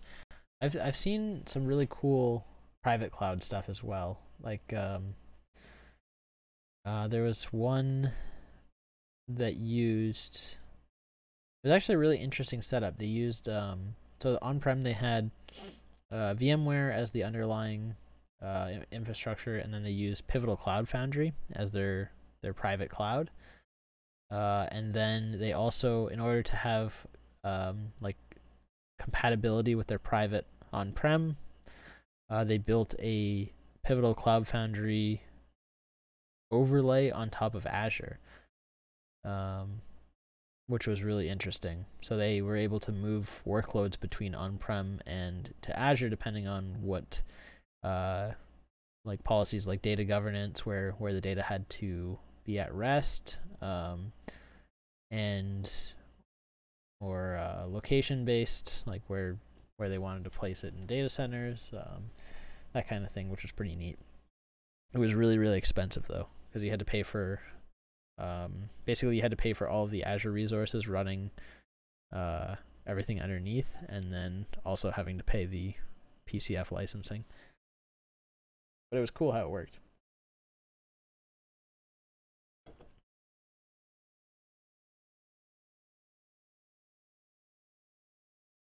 Docklands. What is Docklands? I don't know what that is. Sounds neat though. Some sort of co-location place. What do I have open? This is still going, so. Mass. Yes, I've tried Mass. It's really cool. I don't know if I ever made a I don't think I ever made a video on it or streamed it, but I was planning on I was actually planning on making a video on that. I had all of my R710s in being controlled by Mass. So basically you get I was using Dell, so I had the iDRAC module, and you have a controller, which I was using a R410, I think, as the controller, and it would be used to use it for bare metal provisioning. So it would bring up the physical hosts, do like an inventory on them, see what kind of RAID controller, what kind of disks were available, memory available, that kind of thing, and then you could push OS configurations and stuff onto them. Like you wanted to run a bunch of Ubuntu servers, you could push that. Or if you wanted to set up, what I was using was to set up OpenStack, overcloud, and undercloud. Mass, I don't know if you can use it for monitoring. Mass, it stands for Metal as a Service, so it's for mass provisioning of bare metal bare metal servers. So if you have it didn't make sense when I had 5, but if you had a data center with 1,000 servers in it, and you wanted to use that to control healthy hosts and that kind of thing, you would use that to pull. You could use it to build say if you were building an OpenStack cluster. Basically, this is what I was going to use it for. So you had your overcloud and your undercloud. Mass would provision the bare metal host for the undercloud. So the main your main private cloud, and then hosts being unhealthy would be pulled from the pool. So Mass would deprovision them, do diagnostics, and push OS back onto it and re-add it to the pool. You could use it for bringing up 1,000 hosts at a time, doing all the automated configuration. You don't have to touch anything. It was really cool. I didn't do a whole lot with it, but I planned on doing it. And then I got rid of my R710s, and now I don't have enough hosts to do it.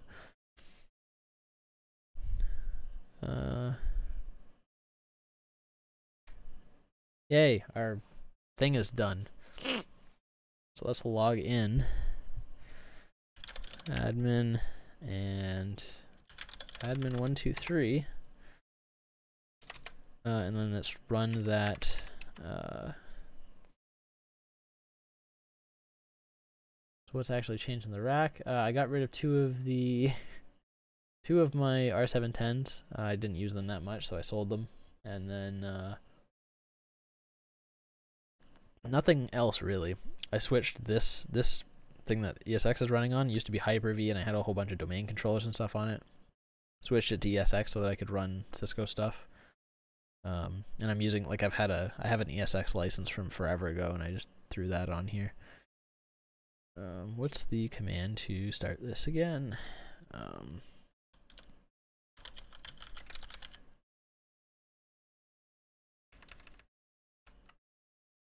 Our power management center. We want the. Let's see if I can remember it. Let's do. Okay, I can't remember it. Let's figure out.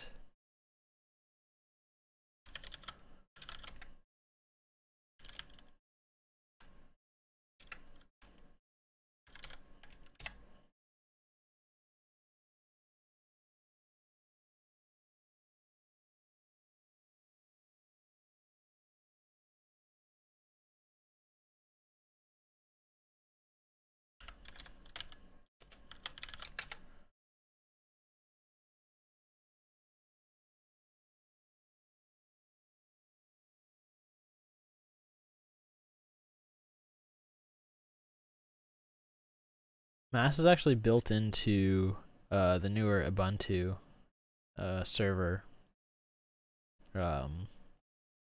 images. Like if you download Ubuntu 17 or whatever the new one is, I don't know what it is, but it'll give you an option to set up a mass controller or end nodes.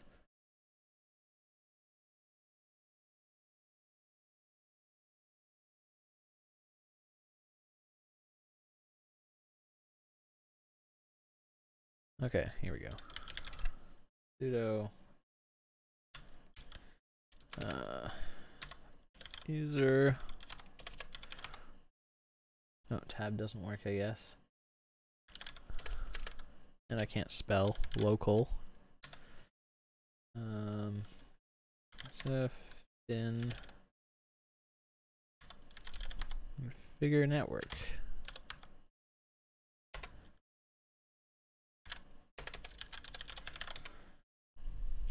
There we go. IPv4, yes. 10.0.200.100. That's the net mask. Our gateway is 10.0.200.1. Yes, that looks correct. I don't want IPv6. Still haven't seen mass adoption for IPv6 yet. I wonder why. The only places I've seen anyone use it is ISPs.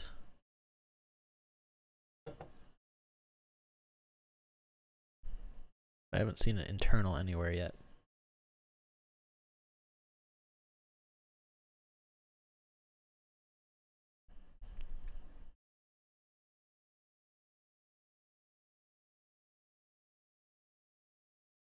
So our network configuration's updated. We should be able to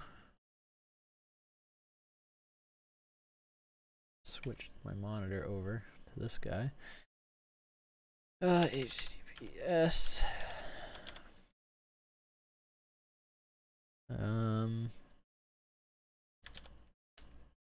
MCV. Homelab. There we go.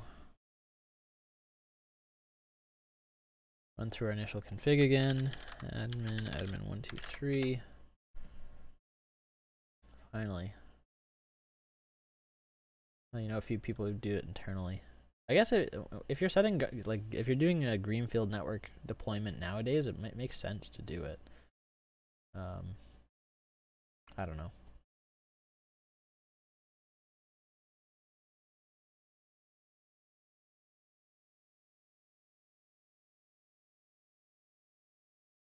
We need to push TFTP or other options. Yeah, that makes sense.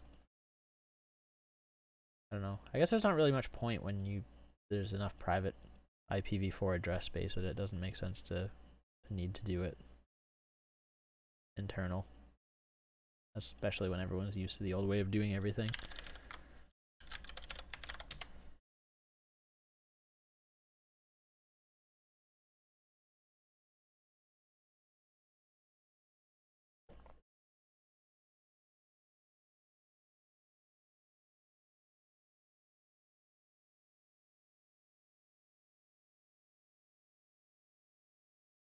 Okay, let's try this again.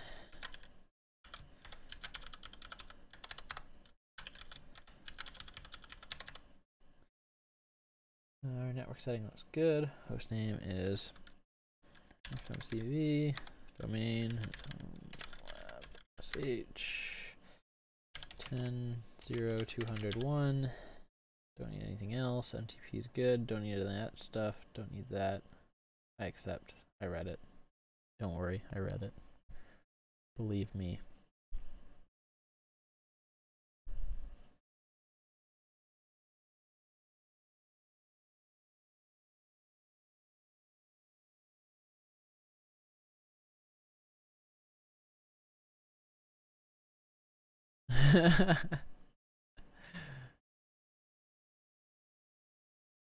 Yeah, it's hard enough to remember how to do, like, I know in school we had to, like, we learned how to do subnetting.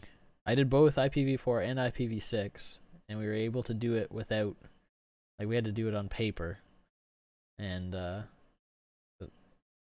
I definitely wouldn't be able to do it with IPv6 again. IPv4 is hard enough. I still use subnet calculators now at work. I'm not like I don't work in network operations or anything, so I'm not doing it all the time. So if I don't remember anything, then you just Google it.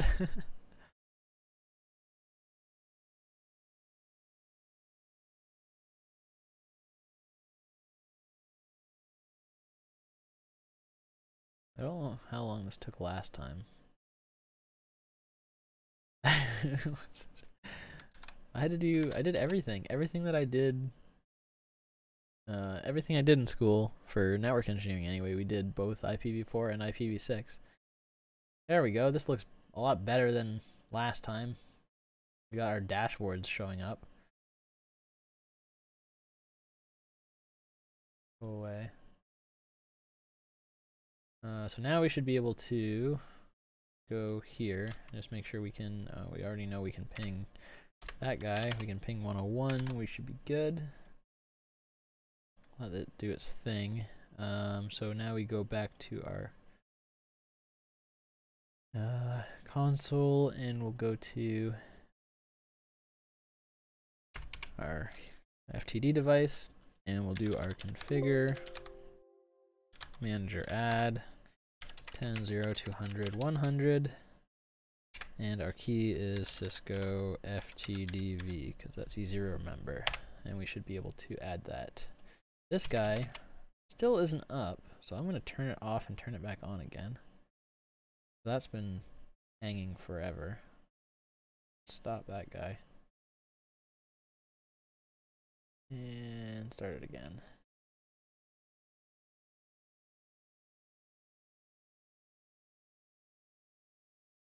So we successfully configured it with the manager. Let's go back to our portal here. I think this is done. I don't want to close it.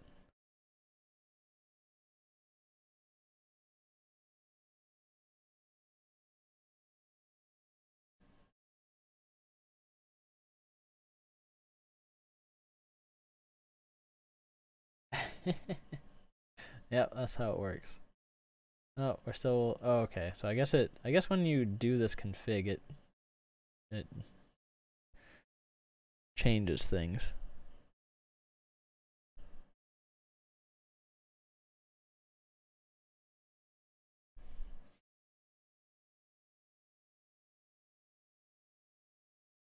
We'll let it do its thing. I guess I'm getting ahead of myself. I'm seeing what I should be seeing the last time. Let's go back to GNS3 and open the console for this guy again and see if it's doing stuff.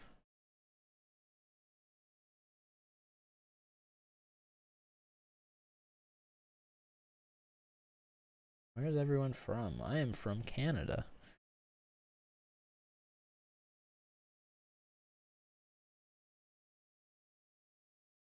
Plug it back in.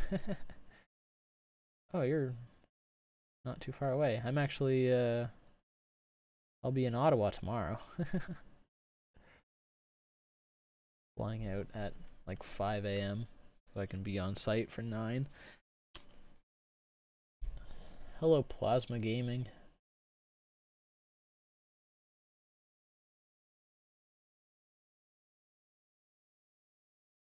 Gotta be pretty late in New Zealand right now, isn't it? I don't know. What are you, like 12 hours behind? Is it, what, 4 a.m. there?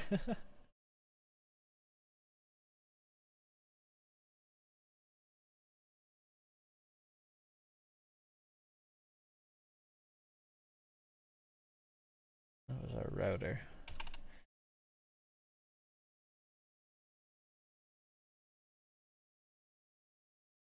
There we go. Now we got our login screen again. with our new password.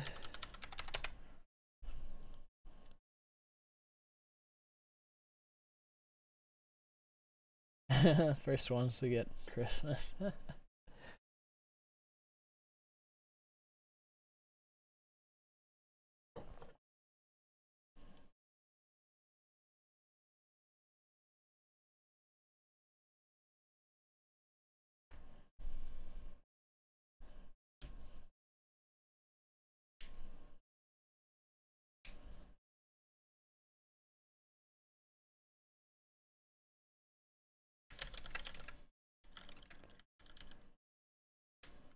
What the hell do you spell New Zealand?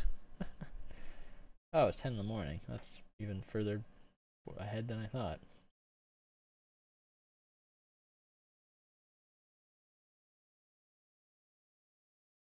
What would I be doing in Ottawa that early in the morning? I gotta be at a client site by 9 in the morning.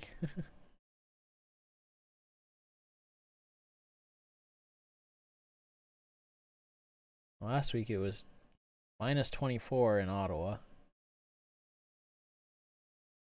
Down here it doesn't seem to get that cold.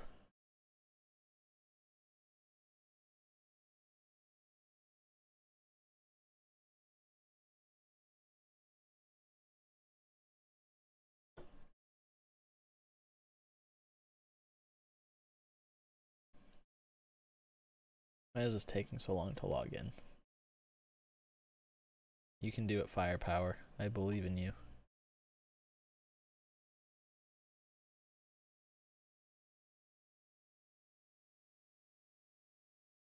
Oh yeah, I guess it is summer for you guys down there.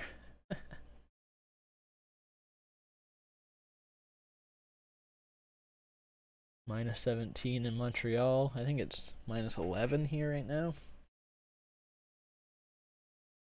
Minus 13. Minus 13, sunny and very windy. We got a ton of snow yesterday.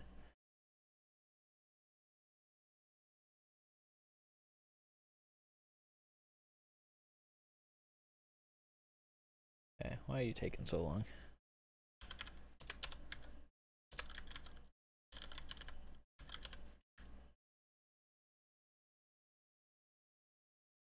My session has expired.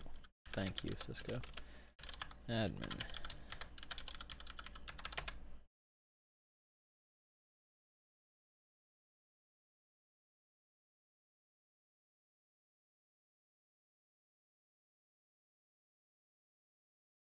-22 degrees Celsius. It's on the high side, almost too warm. What's the purpose of Docker? So Docker and things like that, it's basically just used to, instead of running, say you have an application and it has a, I don't know, say Node.js backend or something like that. You don't need Linux or Windows or anything to run that. You can containerize it so that it'll run on anything that Docker's installed on, or I don't know, other containerization platforms like PCF, and you can move them around and scale up applications by making more containers, and scale them down by getting rid of them. And if there's an update, you just update your container and you push out the new containers and bring down the old ones. And I don't know a whole lot about containerization, but the concept sounds pretty neat. The only thing I've seen in production being, or that I've seen anyway, is Pivotal Cloud Foundry using containers for like web apps. But I don't work in a lot of why is this taking so long? I don't work in a lot of places that have like web applications and that kind of thing. A lot of the places I work at are financial institutions. They're more old school. A lot of them just got into virtualization not too long ago, so moving to the cloud and stuff like that is all new.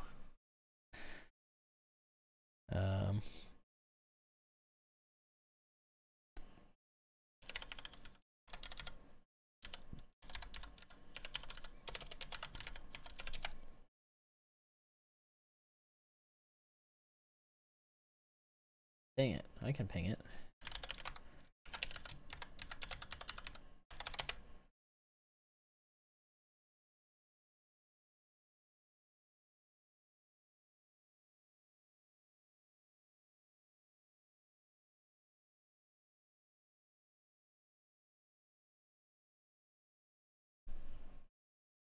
There we go. Yeah, I don't know why it was doing that. Okay, so now hopefully we can create a policy and doesn't this dashboard didn't show up before, so that's a better sign than before. That's why I was wondering why it didn't do that. So let's do a new device. Host is 10.0.200.101. Our display name is going to be FTDV1 Cisco FTDV. Group, I didn't make a new group. Let's create a policy. Now this is where we got stuck last time. Default. No base policy, block all traffic, save.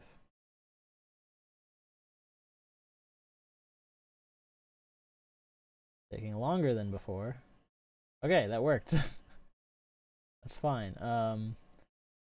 We can't add all of these. So before we do that, let's actually go over here. System licenses, smart licensing. Good old Cisco smart licensing. I love it so much. And we'll enter evaluation mode because I want to be able to use everything. So in here we will have a kind of an overview of all the licenses we're using. Every device has a base license, and then we can add malware threat and URL filtering. Now we go back to devices and we can enable all that on our devices. Didn't I have 14K subs? No, I wish. I think I just hit 8,000 like this month, earlier this month. I don't know, I haven't been paying attention to my YouTube channel for a while. As you could see, my last upload was exactly a year ago. Set our device. 10.0.200.101.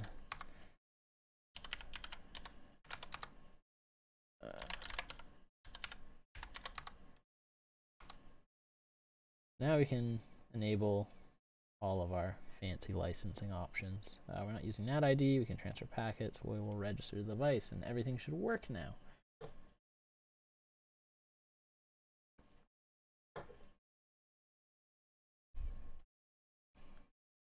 Any suggestions?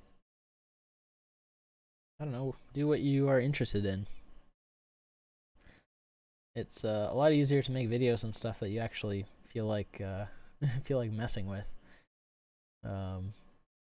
Like right now, I need to know a lot more about firepower, whether I like it or not. So, might as well take some time to play with it at home.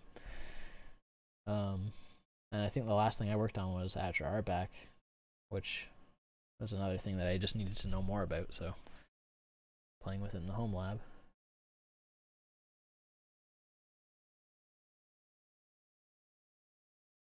Any tips for live streaming Homelab stuff? Not really. I've only done a few, and I just kind of, I don't know, set up OBS so you can get some interesting views. Normally I have my rat cam, but I don't have a second camera right now downstairs, so it's just a picture. But you can see what it looks like at least, and I can point at things. Yeah, stream more than me. That's a good piece of advice. So we got our device. Got our device registered, so that's number 1. Let's see if now we don't ever really have to go into the console for this guy anymore. So if we do show managers, it should show registered.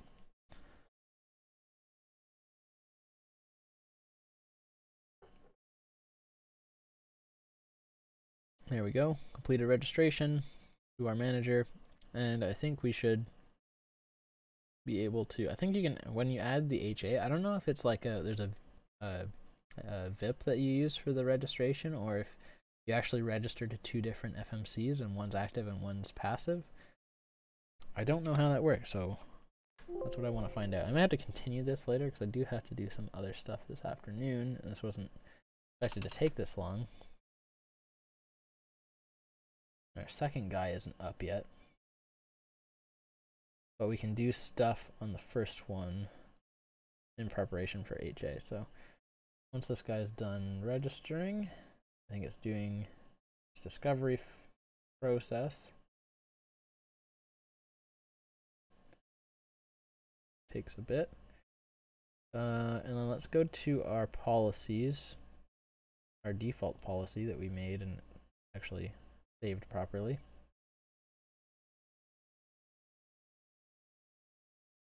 And let's add, I'm just going to change the access control to trust everything so we don't have issues with the actual firewall messing with stuff. Because I'm not actually going to make a full blown policy for this. I'll enable the features that we want to use.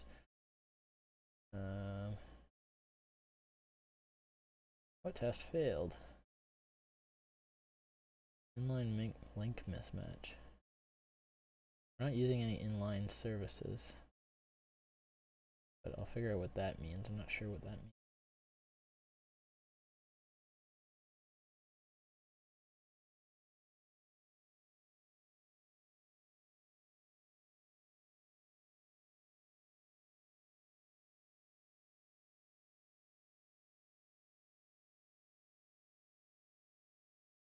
Okay, let's bring up some interfaces.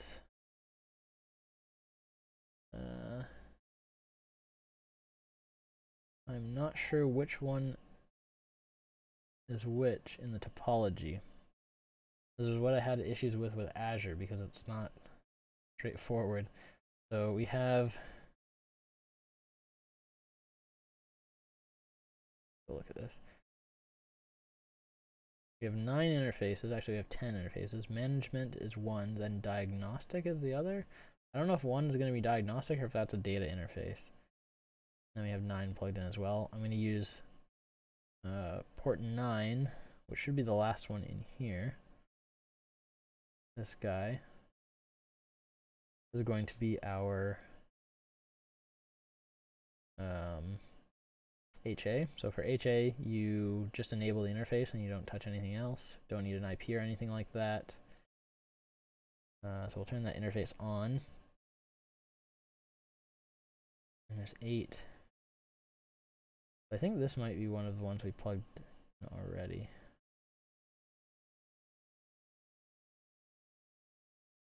We don't have to change how we have it set up.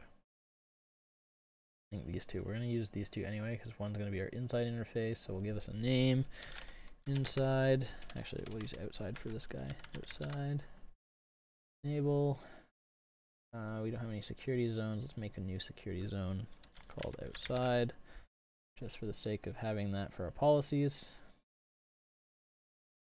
IPv4. We're going to use a static IP of 10.0.155.2. That's /29. That should be fine. And we'll do another one for the inside interface. Enable. Do a new security zone for this one for inside.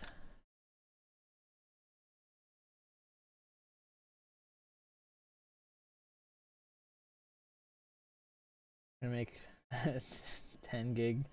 Yeah, I'd have to buy a 10 gig switch and 10 gig cards for the servers. And I don't move enough data to justify that, really. We could do like link aggregation and that kind of thing, but I don't know if that's super interesting. Stack IP 10.0.255.1 because this is our gonna be our gateway. Good. And we'll save our changes. And we'll see what's wrong with our devices after this. We'll push our config. Build deployment. Oh, great. This thing doesn't want to try and deploy this anyway.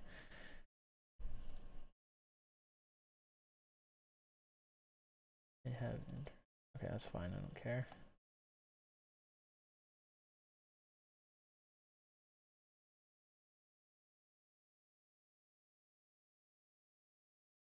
See if we can deploy this.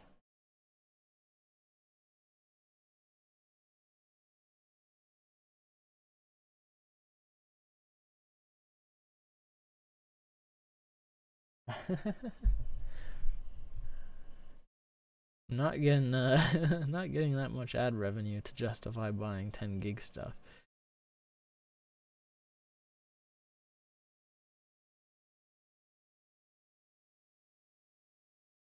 Maybe when I move, I'll 10 gig my house, but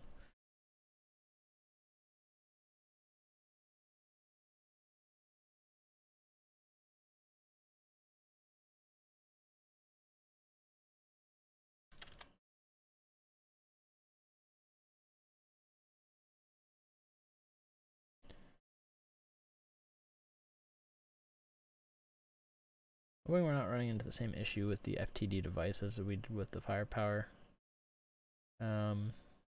management center. If I have to run them on ESXi, not through QEMU.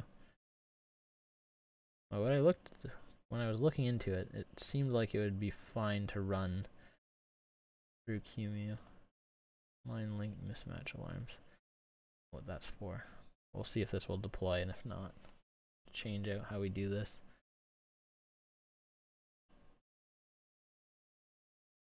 Everything else seems okay.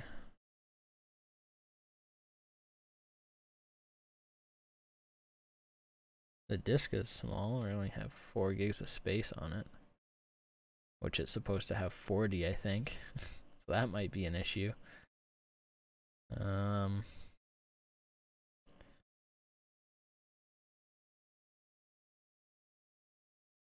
They did give them 8 gigs of RAM, and it's not reporting anything else.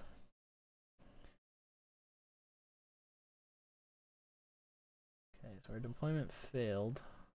Was it just the policy deployment? Let's see if it deployed any config. We'll be able to see that from here.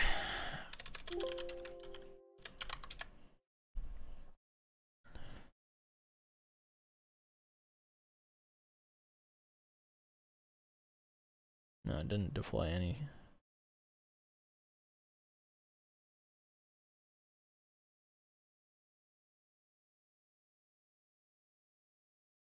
Didn't deploy anything. Well, that's a pain. See if we can get this.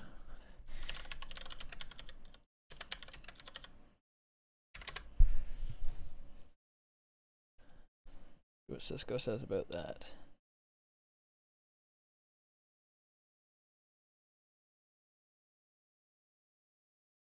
Module monitors the ports associated with inline sets and alerts of 2 interfaces of an inline pair negotiate different speeds.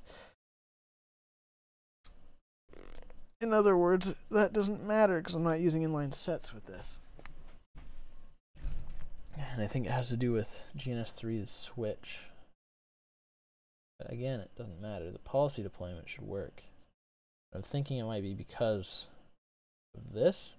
It still has 2.5 gigs available, but these things are supposed to have 40 gigs of space.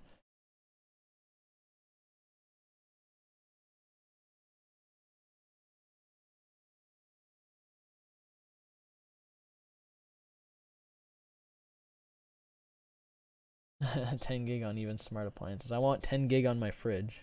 My smart fridge needs that 10 gig connection to the SAN.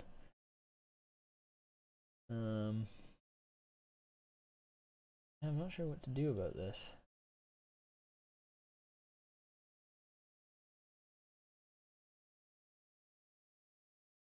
No CPUs remain for unrestricted detection processes. That's interesting.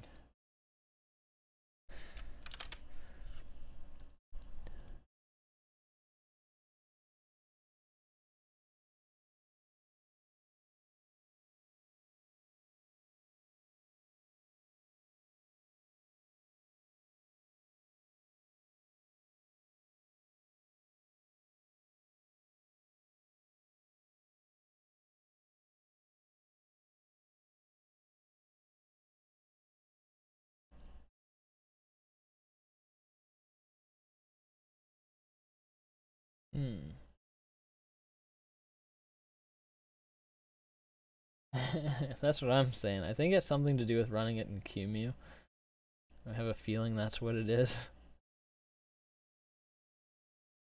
Because it's also, it's not showing, there's no data for CPU usage. Usually that's something that's up here.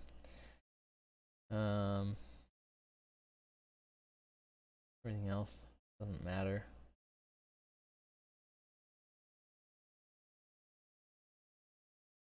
Let's look at how I have it configured in GNS3. Look at this guy. We only have one vCPU. That might be the problem, because they're supposed to have 4. Let's do this. Let's stop this guy. Let's configure this thing and give it a little bit more, give it the proper amount of,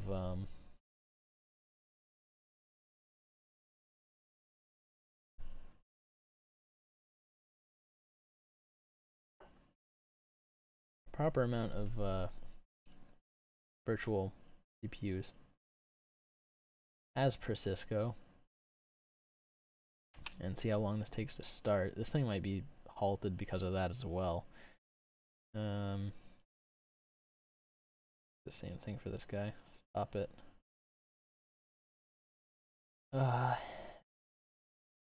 Or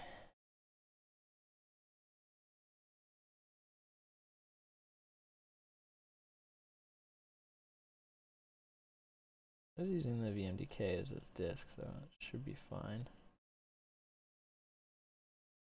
These guys don't have idle CPUs, so fire this one up as well.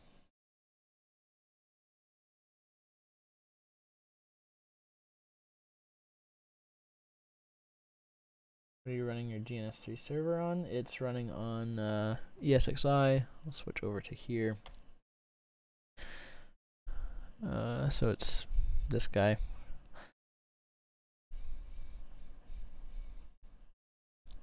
You'll probably use a little bit more resources for what I'm doing with it, but if I turn it off, then everything shuts off with it.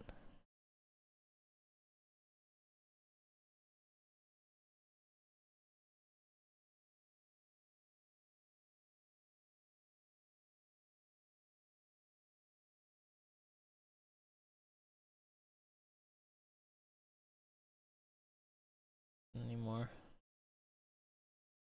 What is this guy? The router.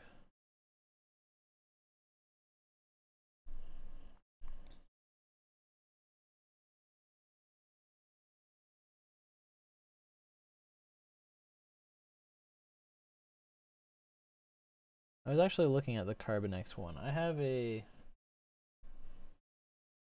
this thing, which is okay. It's which is this guy. It's a Latitude 7480. I like it. It's relatively light, but I want to, that's my work computer. I need something that's something for personal use, and my current laptop is way too heavy to carry around with this one as well.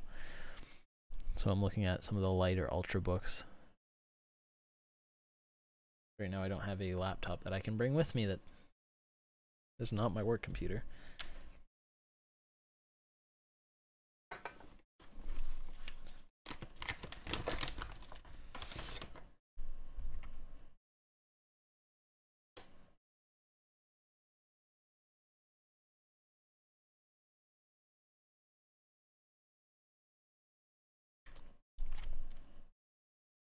See how long it takes for this thing to come up. Now, if I wanted to do it through VMware, I would have to have all the interfaces. Oh, it's already up. Yay. Admin.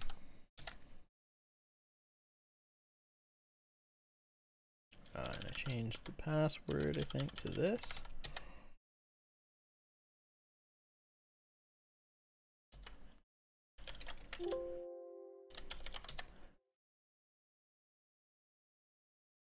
Okay, show managers.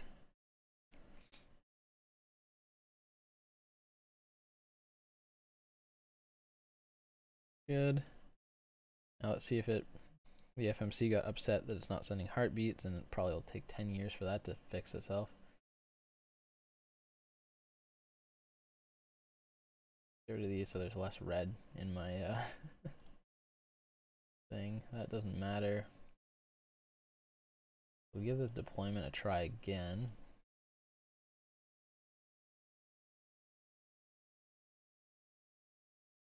And see if that will push to the device. If not, we might have to rework our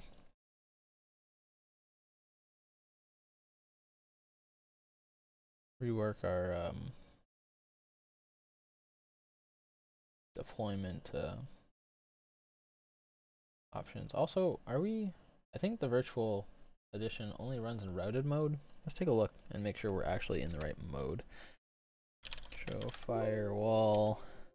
I think this is what? Show firewall. Yeah, we're in routed mode, so we shouldn't have any issues with the inline thing because I'm not using them. You haven't missed much. I added more CPU to these guys.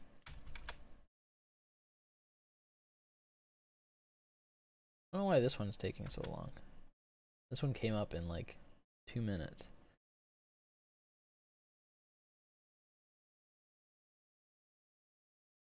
Hey, there we go. It's doing stuff.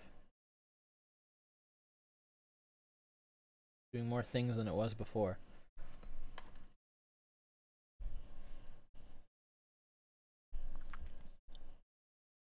We head back on over to devices. Hopefully, laptop has a base clock of 1.3 gigahertz.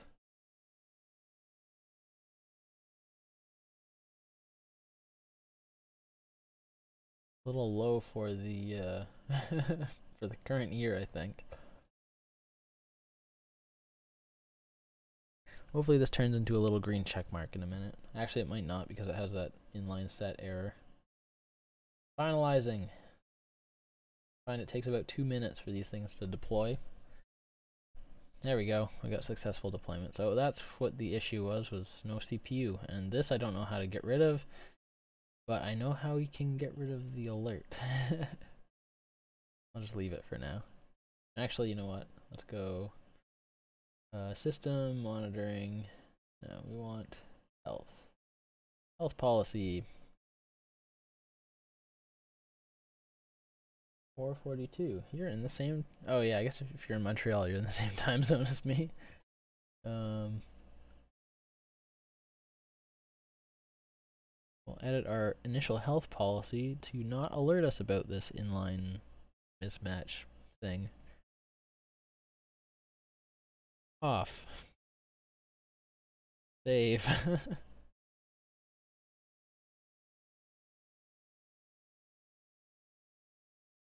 And we'll do the same for no data, no interface data alarms as well once they start popping up, because I'm not pushing a whole lot of stuff through these guys. What's it doing? DNS3.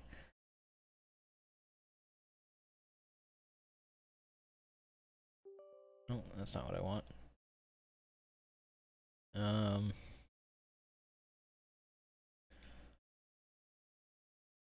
That guy would come up so that I can use it.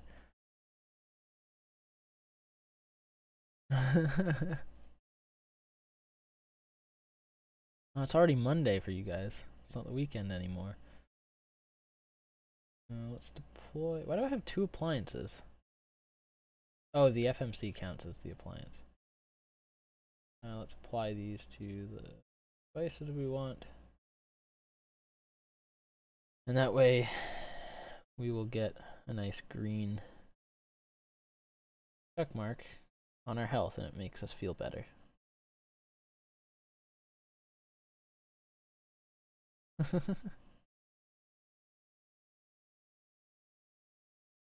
You have Monday off. Lucky you. I've got to leave here at 5:30 a.m. drive to the London airport, and I'm off to Ottawa for 5 days. Well, aren't you lucky?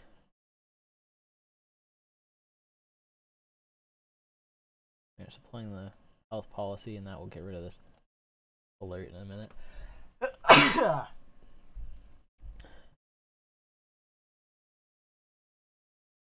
Now, what I want is the HA. I want this guy to come up. Is it an issue with MAC address mismatching? Like that might be MAC 59. Sure they're not the same. Oh, and I didn't want to do that way.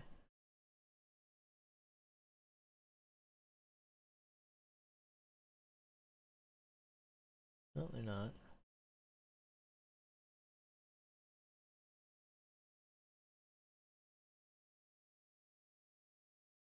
Not sure why this guy's taking so long to come up. You gonna stream more or wait another year? Don't you have a virtual IP when you're doing HA? The way these things work in HA is that this guy will be the primary and this will be the secondary. The active member of the pair will use the primary IP on each side, and then this one will have a standby IP. The standby IP, all it is to make sure, like when for HA to poll the interfaces and make sure the interfaces are healthy. But when the actual failover occurs, it still uses the primary IPs. This guy just takes over the MAC for the failed device. So that's how it does the seamless HA. And there's a link in between here if you can see it. This guy here. That's going to be our state, and so the firewall stateful information is going to go through this link, and then also the HA heartbeat. So we'll set that up as soon as this other guy comes up. Hopefully, soon. I might delete it and put a new one in.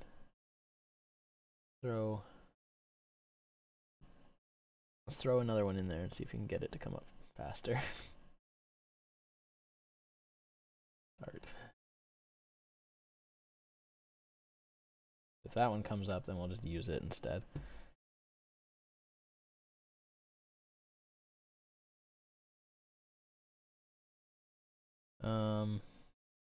Back to here. Now we have our green check mark and everything's good. What we need to do, this is up. There won't be any data going between that because that's the heartbeat link. One packet sent. Let's see if that's configured now. We should actually be able to ping that now.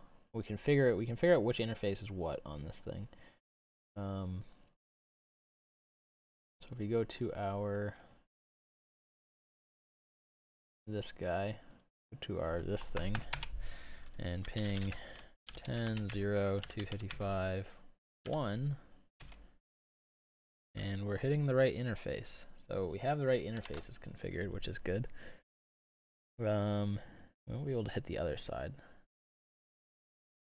We should be able to see the packet count come up, and we can see which one's which.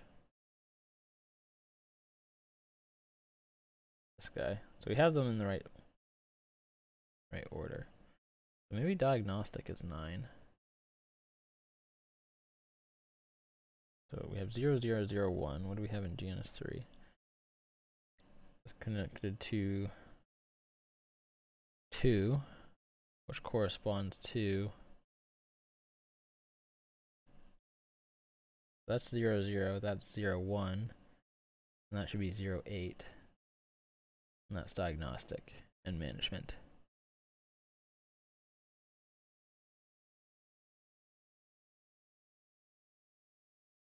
We should be good. We have a total of 9 here.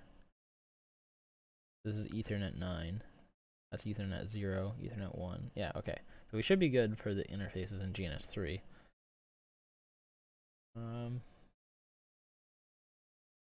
40 hours of videos. The Cisco training videos aren't aren't all that a lot of them are pretty dry. Same goes with a lot of the Microsoft stuff.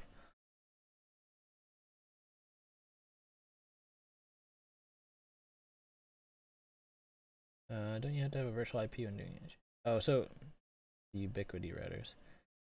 All right, have a good one, Plasma. If you're doing with Cisco routers, they have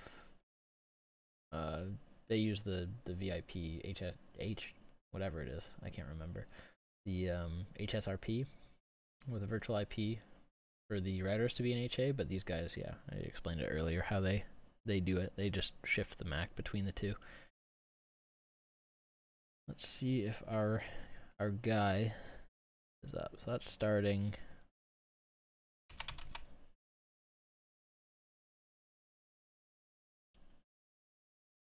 Let's take a look at what we need to do to bring up an FMC in HA. Yeah, so these are the things I was talking about before. 0, 0 is not receiving packets. I didn't ping it from outside. Actually, we could make it receive packets. Let's go to the router. That guy. We can test that this is up as well. Which is our router? This guy? Yep. And we should be able to ping 10.0.155.2. And we are. So we're good. And since this is a firewall,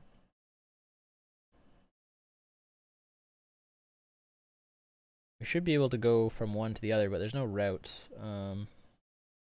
Actually, we can make a route. So if we do IP route,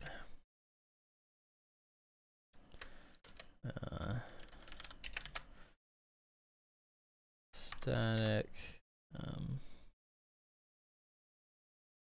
IP route. Actually, do I want to do a static route, or do I want to set up routing protocol? Because why not? Let's set up a routing protocol because it's more fun. Router OSPF process. We'll do, I don't know, 100. Why not? Let's do router ID 10.0.155.1. Network 10.0.155 0. It's wildcard mask, so that's 0.0.0.255. What did I not do? Oh, area 0.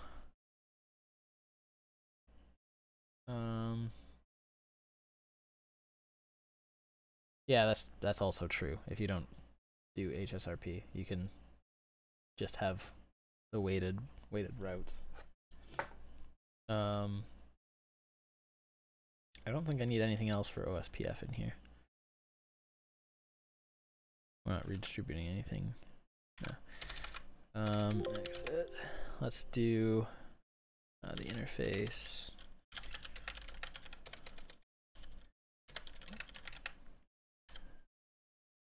Yes, 1.1. And then we do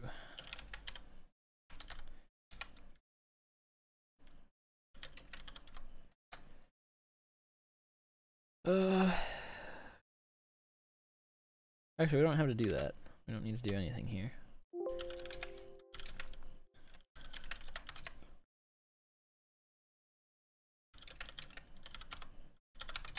There we go. And then we do, now let's go over to our firepower device. That should be fine now. We're actually receiving information. Let's go to routing.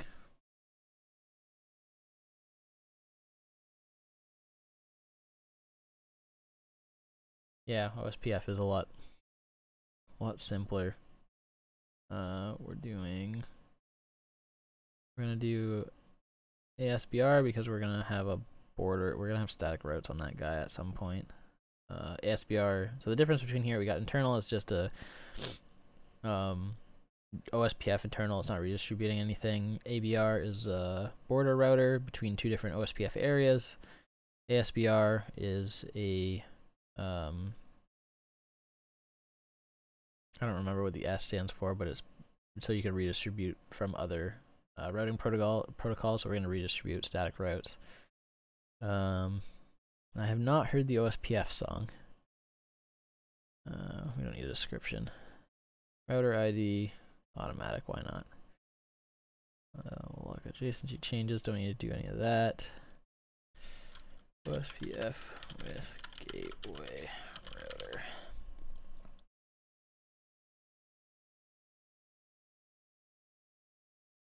We'll add process, we're using area 0, normal area type. We're going to add a network object 10.0.255.0 network 10.0.255.0/24.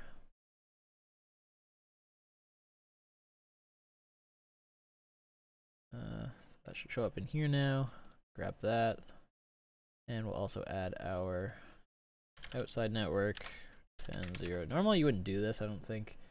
You would have, oh yeah, autonomous system border router, and then ABR is area border router. 250, let's do 155. Network 0.155.0/29.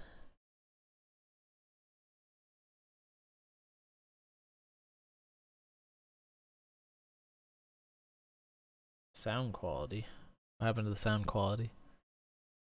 Oh, okay, never mind. You're talking about the OSPF song. Got me worried there for a second. We'll add that. Don't need to do any of that. We're not doing any point-to-point. We're not authenticating OSPF because you don't need any. Don't need that. Don't care about URL filtering right now. And we'll add our interfaces. We're gonna do outside. Don't need to change anything. We're using broadcast. We're not changing or specifying a neighbor. And we don't need to do inside because we don't have any routers on the inside right now. Let's deploy that. Yeah, we should have a neighbor adjacency come up. At least we can do this while we wait for the other one to come up. Both of these are still not doing anything.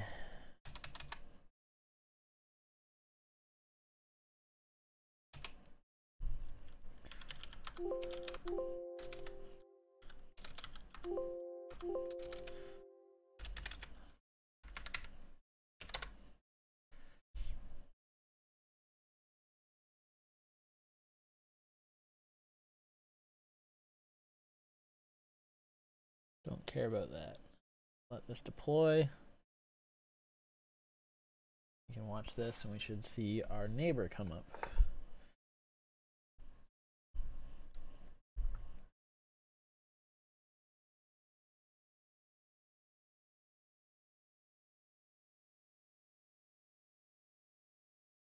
Have you ever had the OSPF issue that you need to turn off auto summarization or packets won't live long enough to get to the destination? I have not had that issue.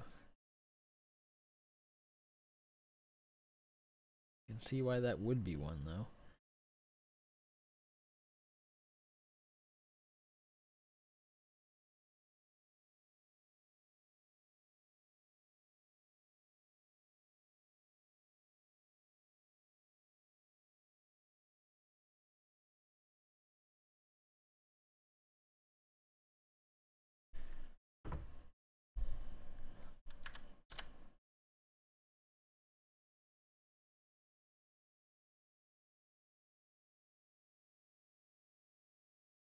Deployment successful.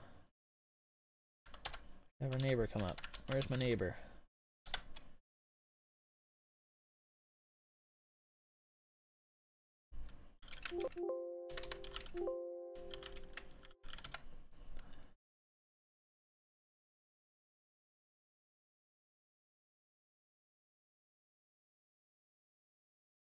Yeah, it might be a firmware version or a bug in that version or something like that. Are our friends up yet? Show OSPF neighbor. Why don't we have adjacency? Let's figure this out. Take a look at this guy.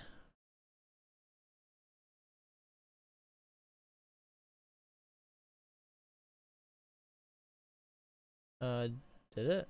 I think it's just the attached. Well, I should, either way, I still should be able to see the neighbor. Yeah, no, everything is our local.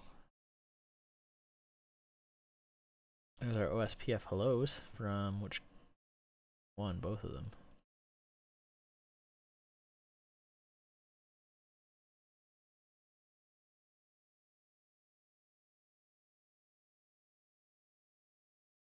And CDP.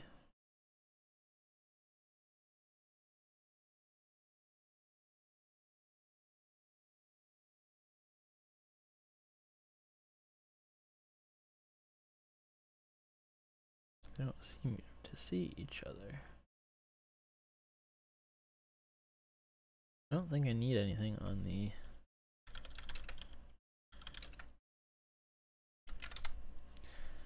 anything else on the router.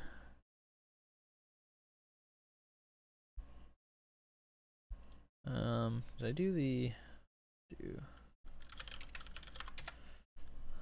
make sure that's set up on here.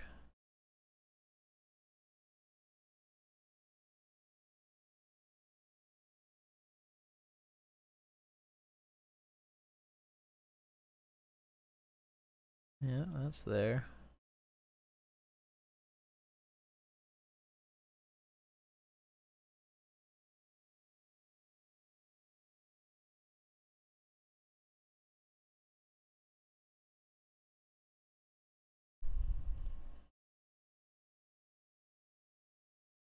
That would be interesting if I had the router ID on this guy should be automatic. I don't know why it's not showing up there. We could set it.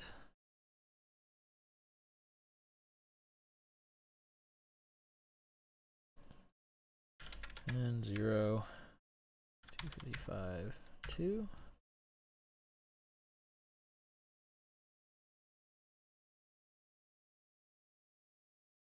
Give that a try. Just make sure I have this set up right. OSPF process 1, area 0. Sure our network objects are correct.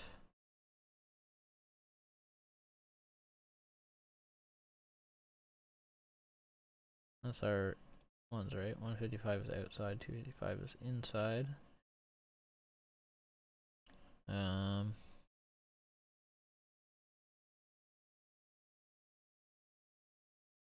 That should be okay. Don't need anything else. Our interface, in the outside interface, that should be okay as well. Make sure I got this right. 55. That's incorrect. That's 155 too.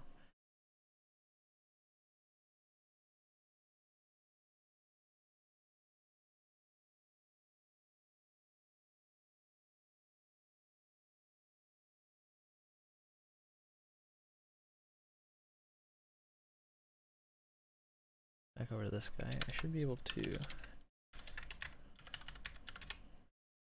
ping it.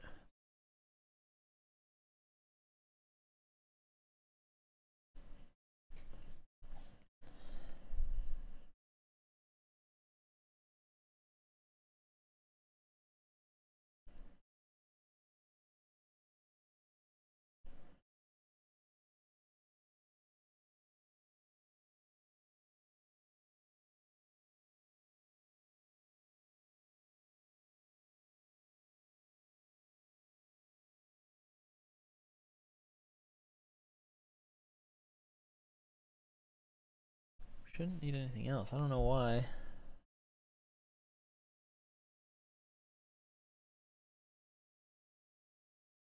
There's our ping.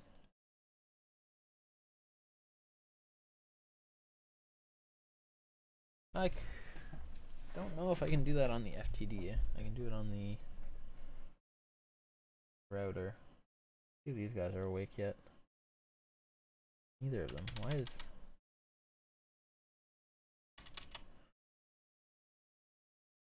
Not sure why it's taking so long for these guys. Let's try and push that with the router ID specified.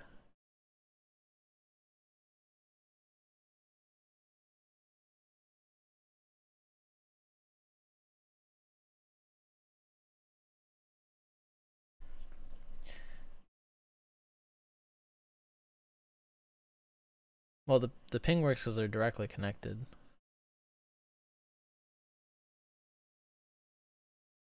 So if I show my routing table, it's because this network is directly connected. It's just going layer 2.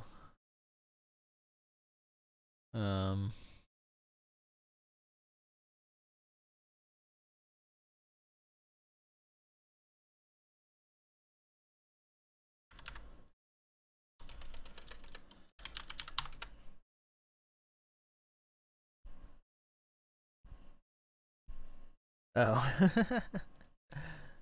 Yeah, no, I'm not going through the firewall yet.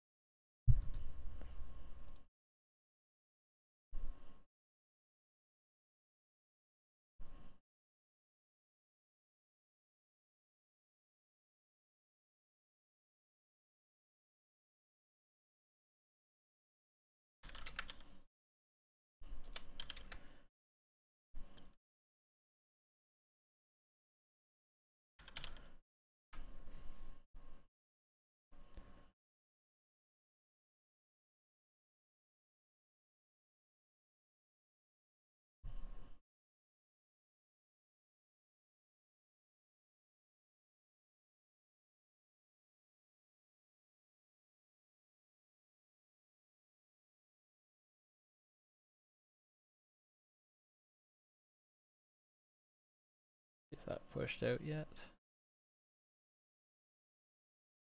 Done. What's it upset at? 01 is not receiving packets now. We can point packets at it.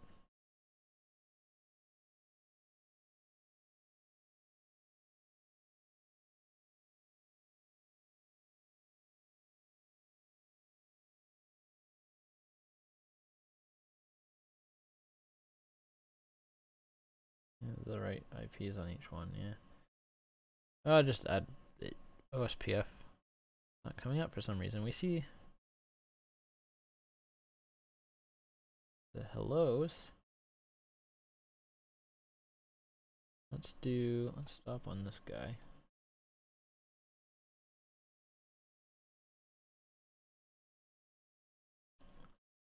Guess it doesn't matter. I just want to see if this dumb GNS3 switch is having something to do with. No, that's from the right router. Are they both in the right area? Did I put area 0 on the other router?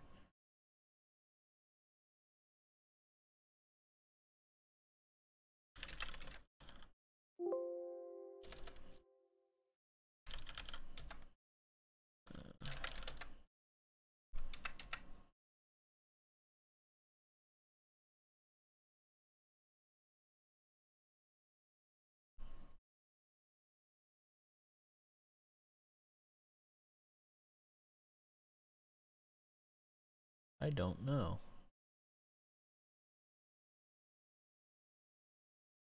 It's blowing my mind right now. Yeah, this wouldn't work.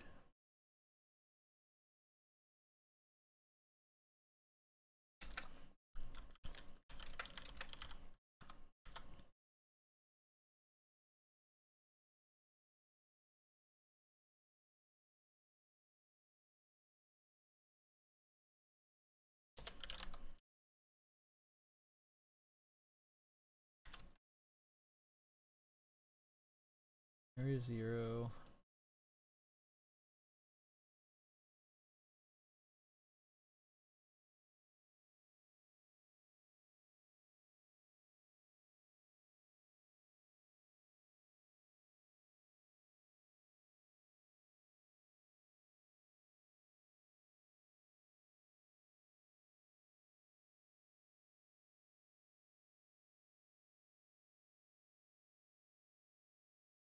Oh.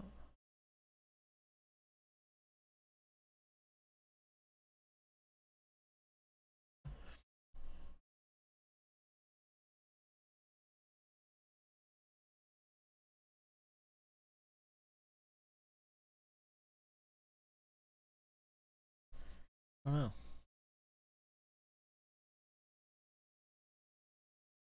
Hey, we got a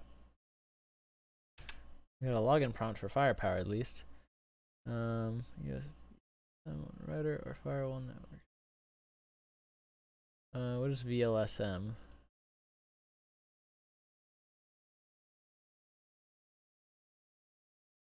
Well, we can add this guy in now, so we'll use this guy instead of this guy. Let's disconnect that one. Connect that one. That one. That one. Stop this guy. You can go over there. We'll delete you.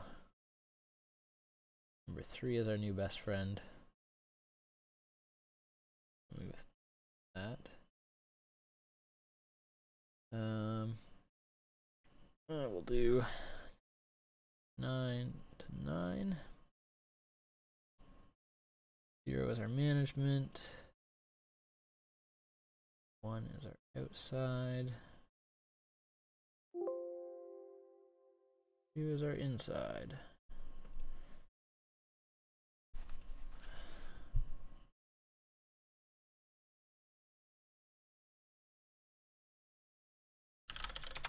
Admin and admin 1, 2, 3. Well, at least we can get our second one set up, and then HA will work. That's what we want anyway.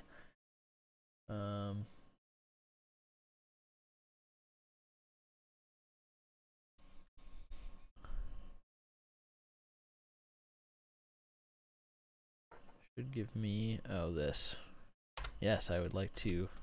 This takes absolutely forever to do on the physical hardware because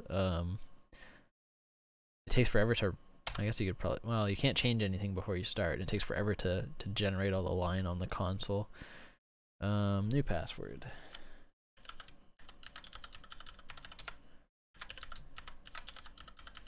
It's the same one as the other one.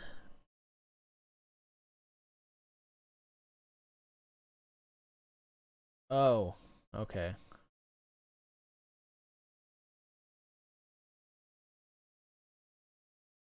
Yeah, no, the auto summary and yeah, there shouldn't that shouldn't have an effect on the adjacency. Yes. No. Manual 10 0 200 102 is this guy. 0 201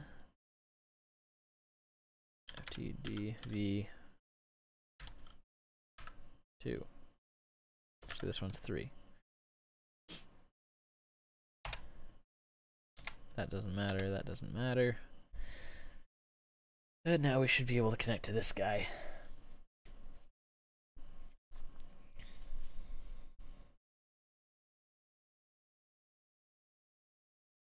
It's gonna get dark in here, turn on the light.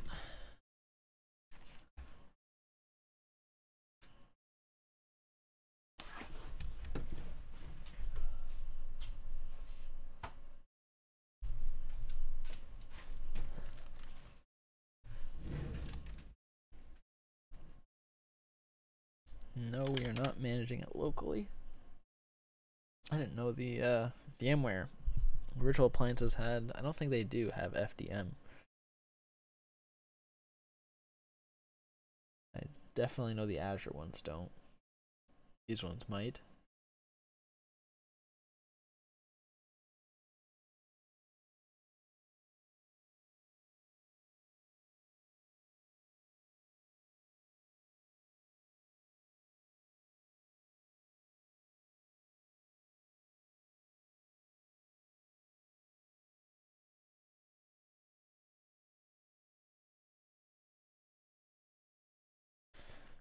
doing routed.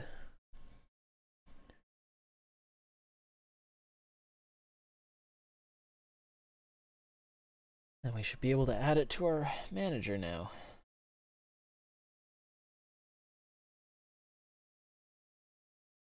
The error we have. No packets, that's fine.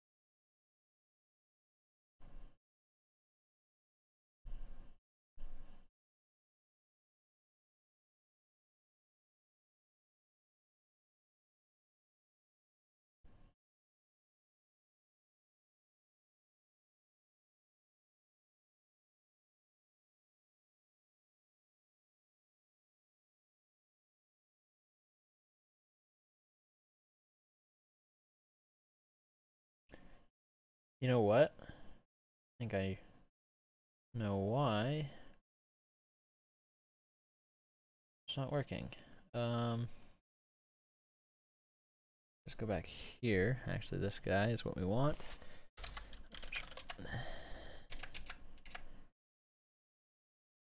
That's wrong.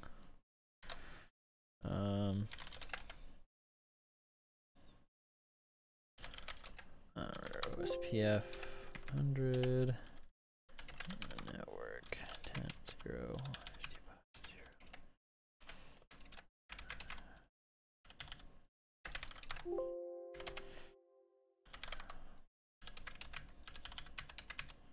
Does anyone know the wildcard mask off the top of their head for /29?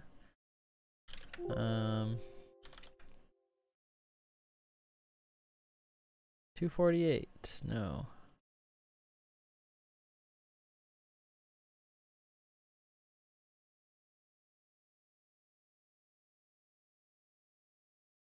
Should be like 17 or something like that.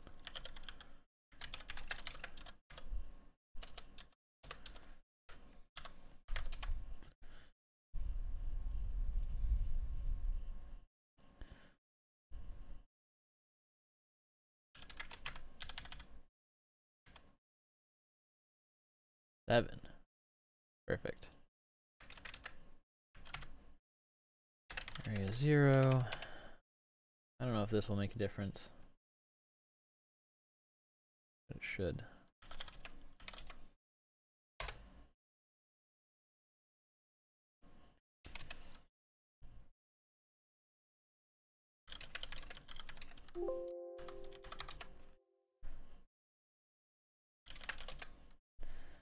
Either way, that was wrong, even if it has nothing to do with the adjacency not working correctly.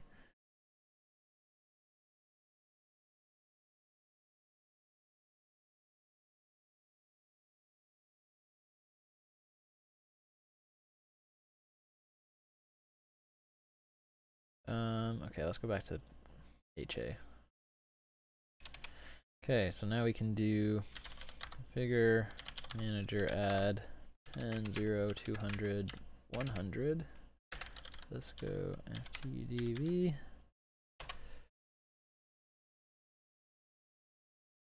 Yo, welcome. And we should be able to ping this now as well. 102, we can. We shouldn't have any issues adding this to the manager. Why does that not work?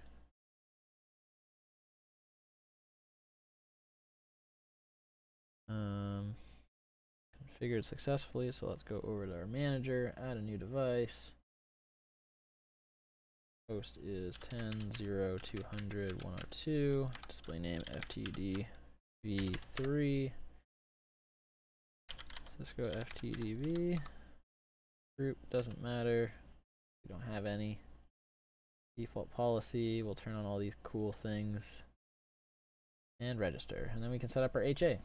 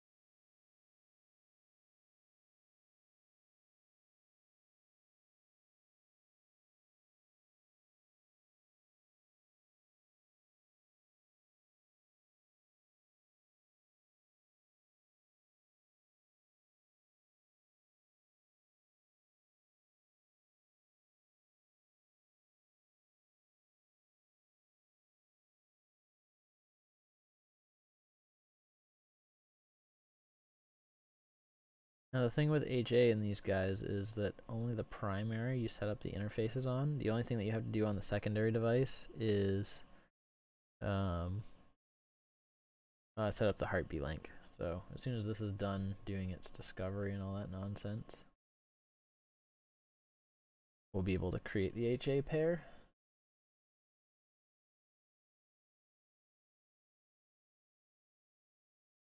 And I can go back to figuring out why OSPF's not working.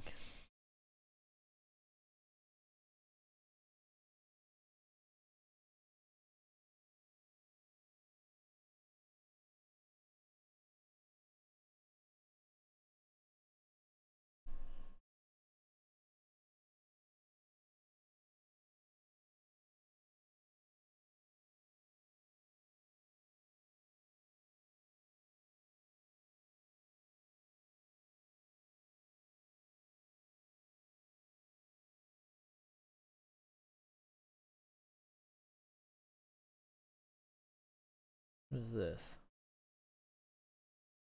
Configuration test protocol.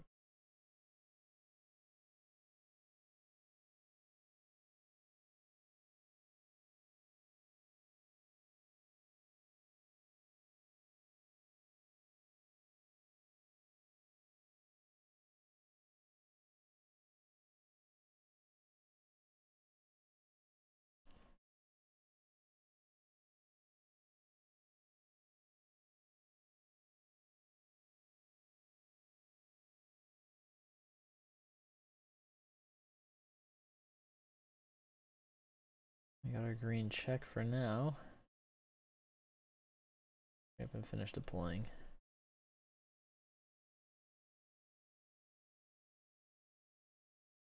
Basically, all we have to do in here is set up this interface to be on. That's it.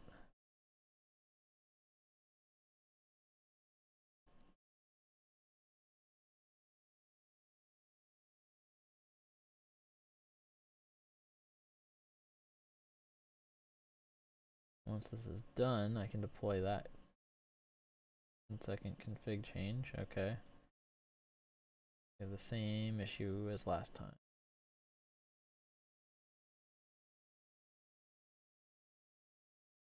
Deploy that config change at least. Did I give this? Oh, okay. We didn't give this. Can I just do this on the fly without changing it? Okay. I wonder if that works.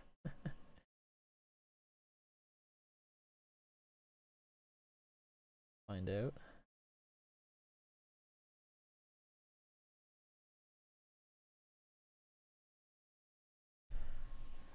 Oh, I think it's about time to make some food right now. Whoa.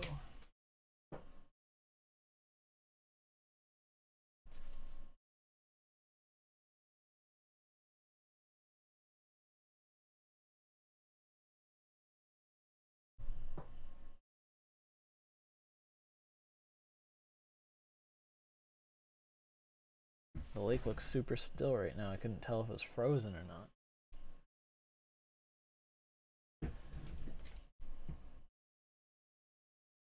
Yeah, I'm gonna finish this HA setup first. I'm determined. I can go cook.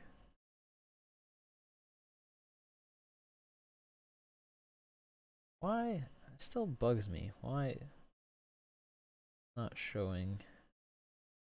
What do we want? We want this guy.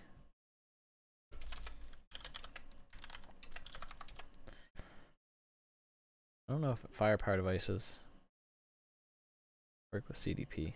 I don't know. I don't think they do.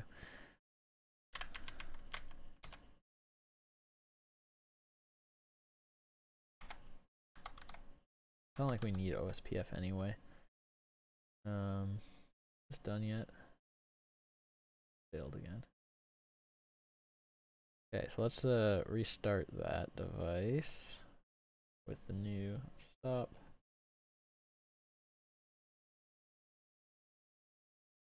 Start. Do the same thing as we did with the last one. Now that it actually has came up, it shouldn't take very long to show up on here again.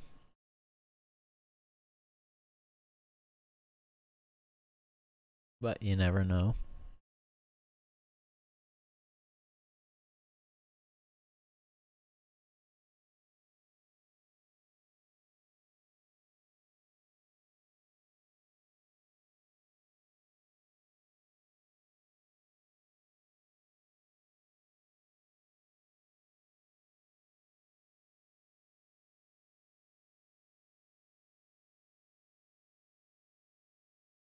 This is bothering me. Am I advertising the right networks here?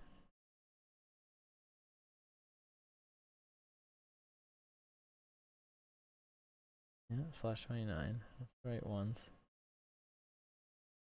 Area 0. Not doing any point to point. None of these should be available for what I'm currently doing. We have an ID.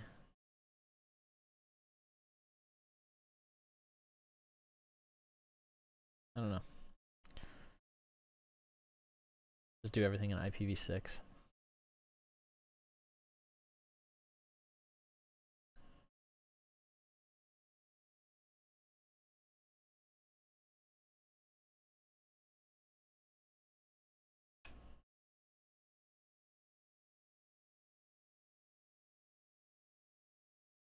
At 10:30. Have a good night, Bradley. Luck with your work tomorrow. I'll have to quit for a bit. I think my next probably have to do next weekend to finish this off. Tomorrow morning I'll be sitting in the lab with the real deal in the morning.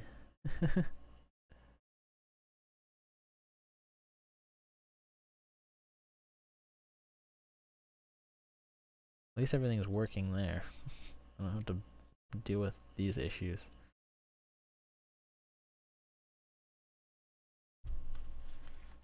Let's bring up just for sake of doing it, let's grab another one of these guys. Do 0 to this guy. Bring this guy up. I want to make sure it's not a GNS3 issue.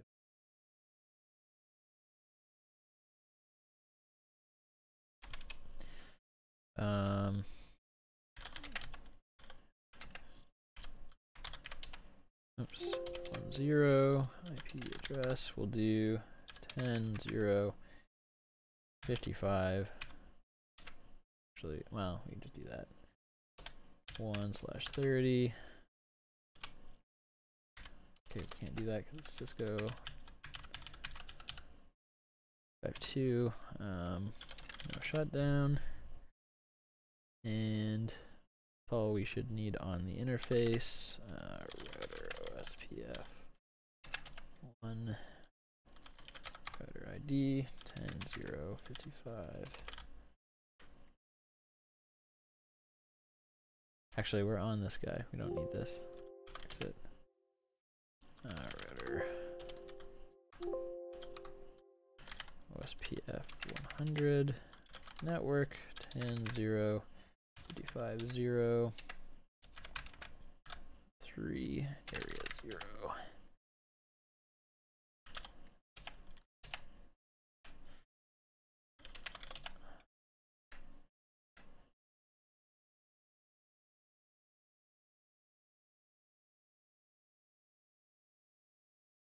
Okay, that should be good for that. And then we go over to this guy.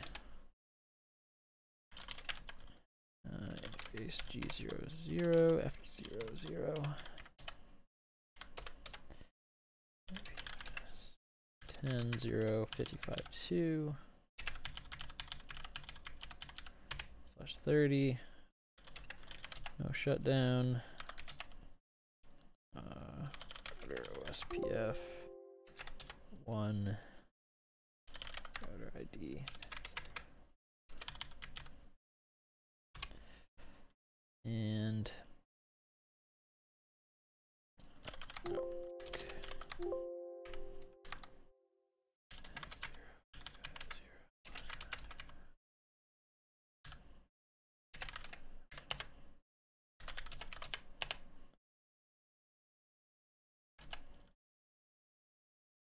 tight. There we go. So we have. Is the email on my channel still active? I was gonna send resources over. Yeah, sure. Yeah, that email should work. I don't remember which one it is. It's probably my Goliath hosting one. But yeah, if you're still around, and you want to send stuff, that's fine. So now we should have our routes. And from here I should be able to do 10, ping 10, 0, 155, 2 to our firepower appliance. Should work. See why not. That might be. That's still up. 1 will work for sure.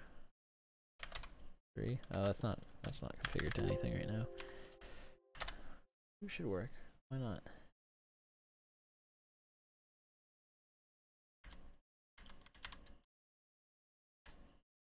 We have 1 neighbor, so it might be. Did I do something wrong in here? Did this finish? Is it back up yet? Yes, it is. Okay, so now we should be able to try and push config that guy again, and now it has 4 CPUs. Yep, that email will work.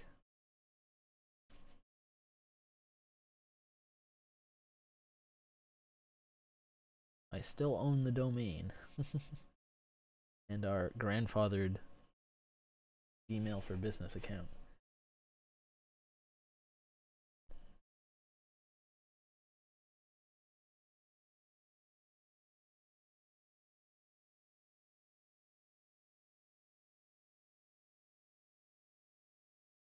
Deployment to device pending.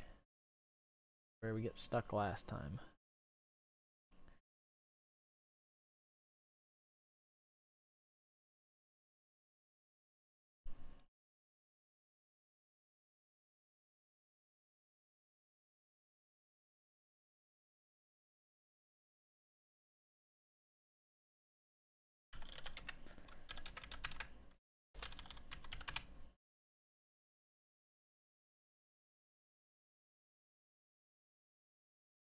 Let's see what Wireshark says when I do that.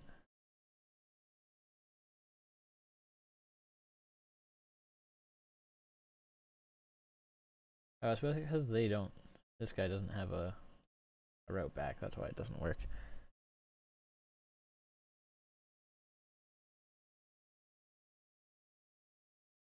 No worries. We will figure that out once this guy is up.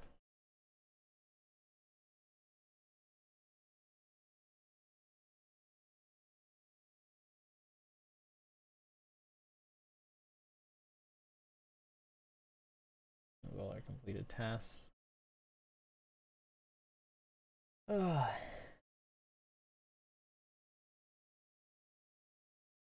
Lessons learned, you need to have enough CPU cores associated with these devices if you want to run, or if you want them to run properly.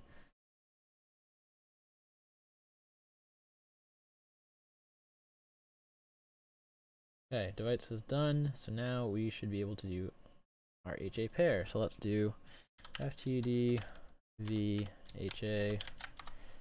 Device type, firepower, threat, defense. Primary is this guy, secondary is this guy. We'll continue, that's fine. We're going to use Ethernet 8. I'm going to do the same for the state link. Our logical name is going to be FTDV heartbeat. Primary IP, let's just do 172.16.0.1. This is just the point-to-point link. We'll do /30 because why not?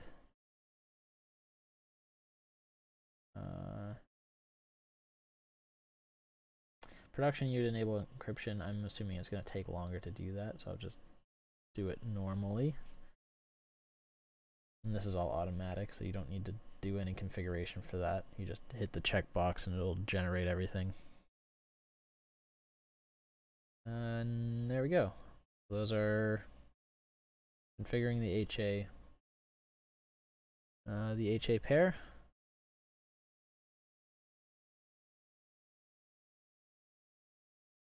Deployment failed. Why you do this to me? It says complete, but I don't believe you. Able to open, so let's go over.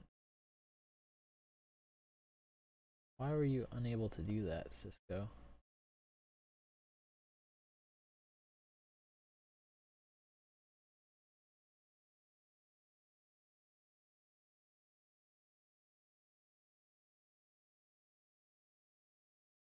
Try it again.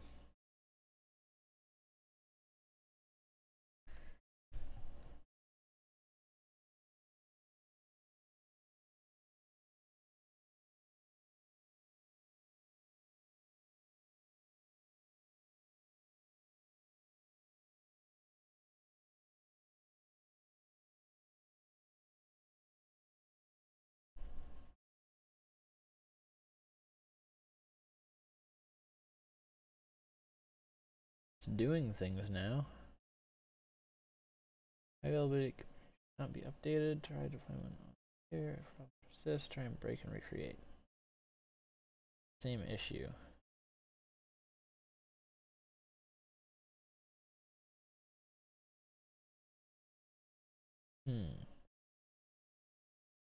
Like all their all their recommendations just to call Cisco. Call TAC. Them to fix it. Okay, let's just break it.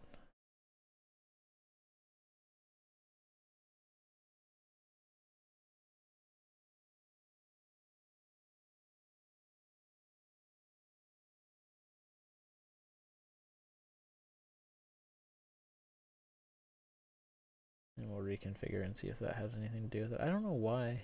This might be the issue with the 4 gigs of storage space.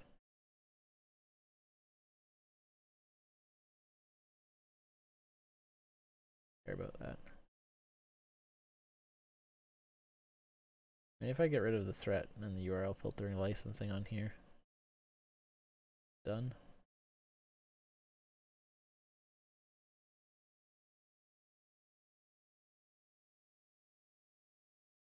Okay, well, it broke successfully, which is nice. No errors on that.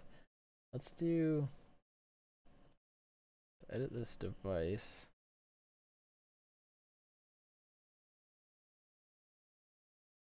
You are now on a bus. Welcome back, Plasma.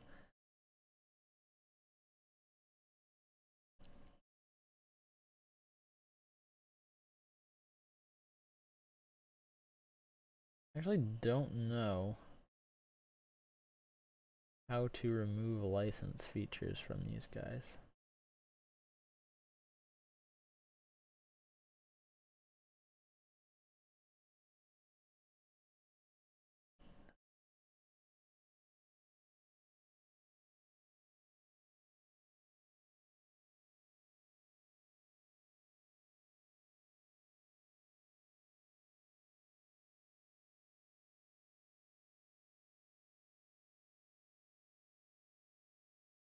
Well, let's try and build the HA pair again. Not being that creative with the name, FTD. Okay.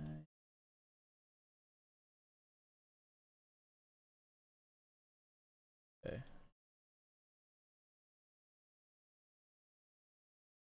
Oh. Doing something. What are you deploying? Oh.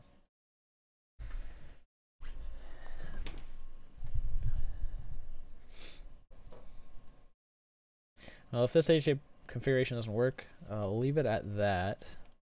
We'll come back to this next time. I'm still gonna figure out why my OSPF adjacency is not coming up. That's bugging me.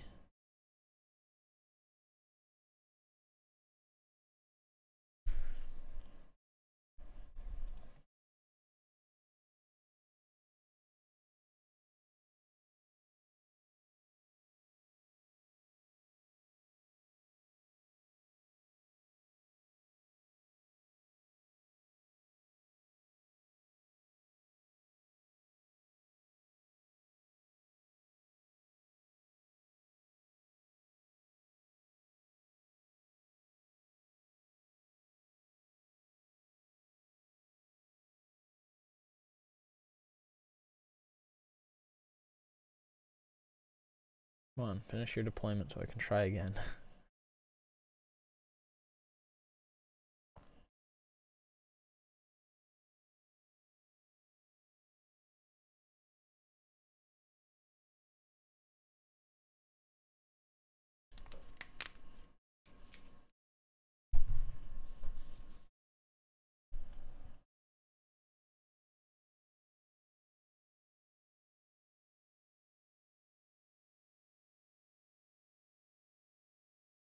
Ending on this guy.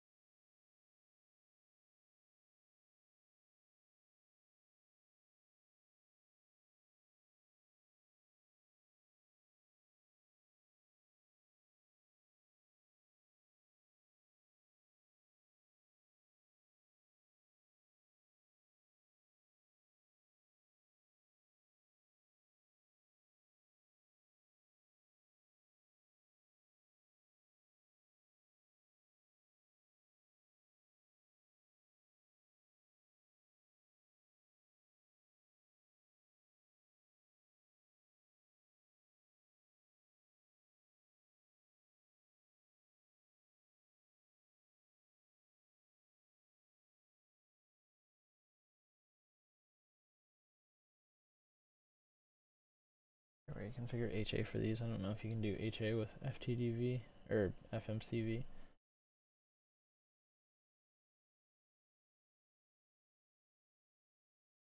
Can't hear me. Might just be talking quieter now.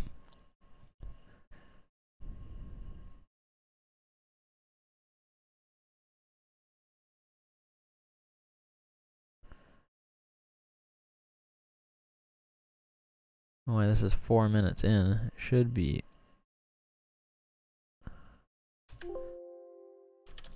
Okay. Show running config. You will see what it gave back to this guy, if anything. Maybe I broke it.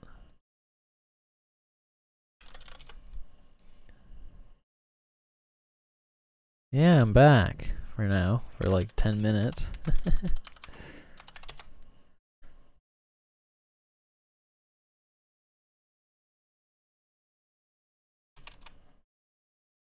think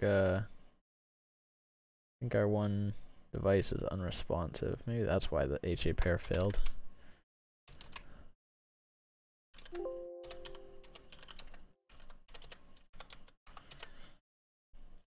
That works fine.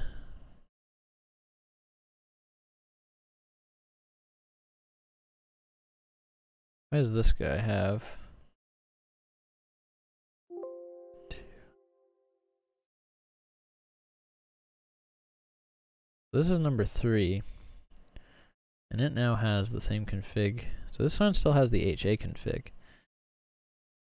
It still has the failover interface. And it has the IP config of the first one. And this guy is rebooting. Okay. That one's done. And it took the config of the other one. Okay. Never had that happen before. What have I been doing for the last year? I've been working a lot.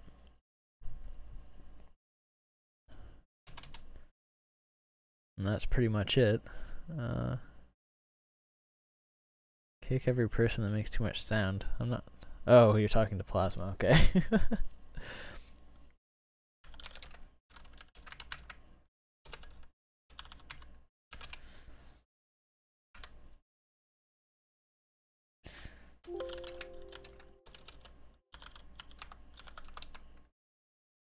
OSPF still not working on this guy.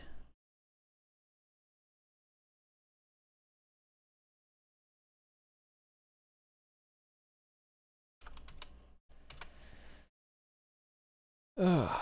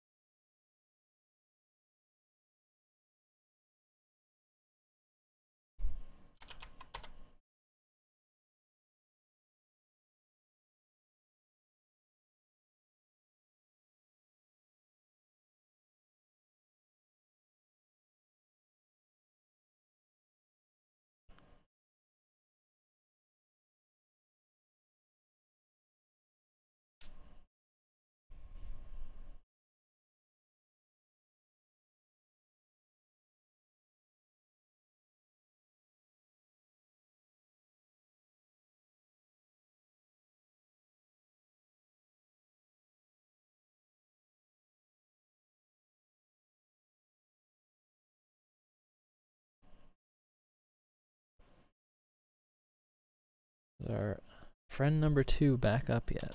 No.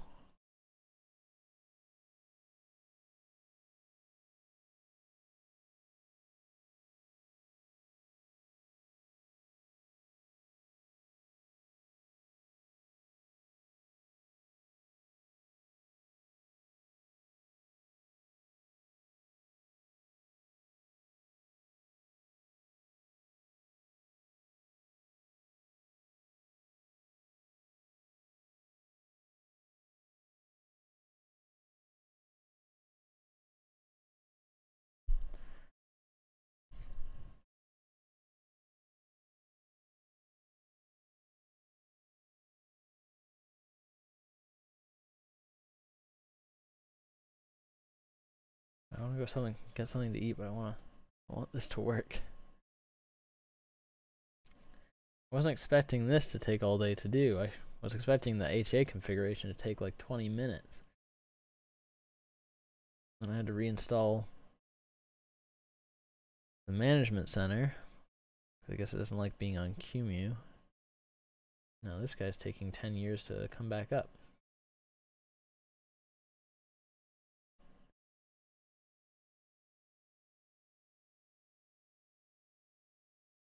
Okay, it's back. Admin.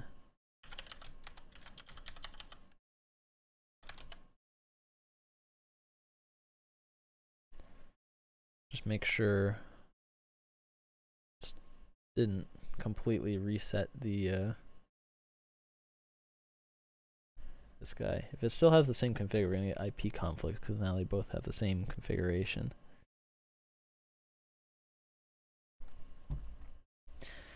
Show managers.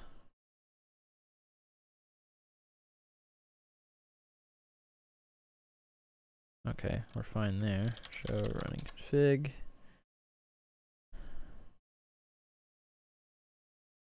That's the same config as the other guy. Okay, well. Let's go back to here. Hopefully this deployment finishes in a second.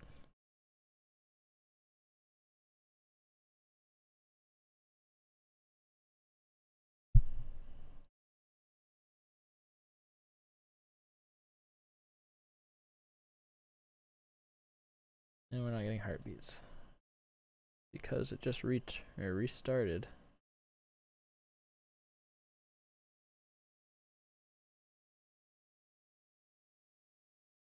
I'm kind of interested to see the packets between here and the FMC.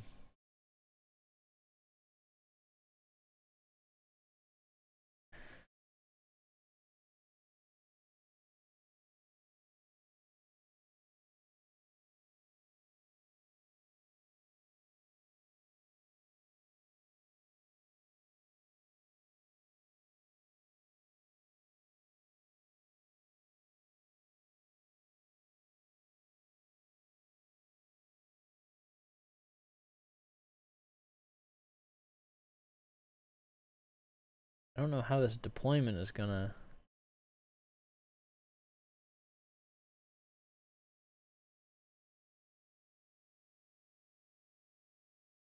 work if it's not sending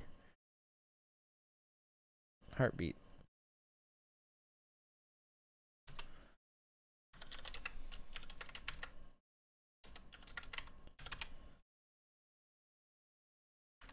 That's not what I want. Oh, we can't ping from there anyway. What I want to do is ping from the FMC or my PC.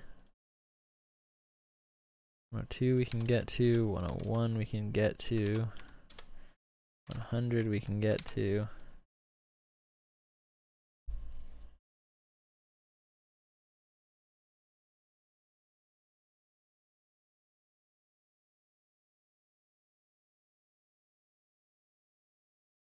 I don't know how we can stop a deployment.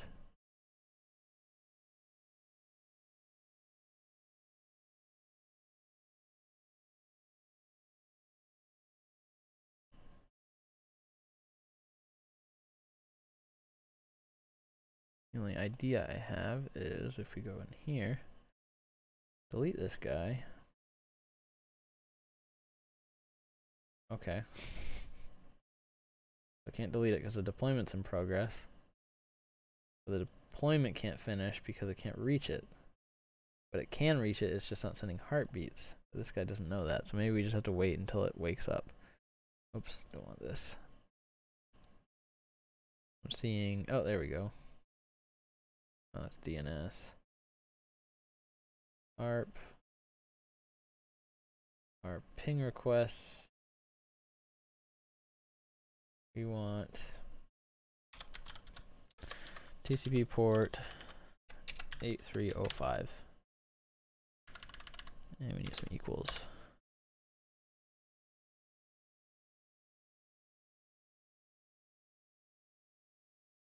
And it tried to, and a reset.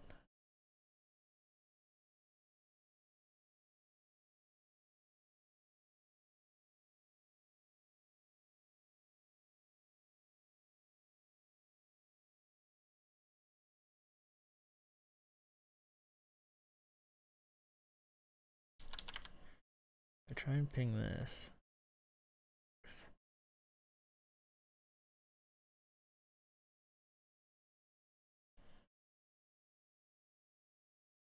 Well, I think I'm gonna have to restart all this stuff. I'm not sure how I'm gonna make it so it stops trying to deploy to something it can't see. Or I might just have to wait for a while. But I think I'm gonna end the stream just because I need to go get something to eat. And then I need to actually start packing up for tomorrow as well. So thanks for watching, anyone who's still left over. I'll most likely get into this again next weekend. I won't be able to do it during the week, but you know, welcome back to my channel after being away for a while. Hopefully I can do some more interesting stuff. Maybe we'll step away from Cisco next week and do something more interesting. I'll see you guys next time.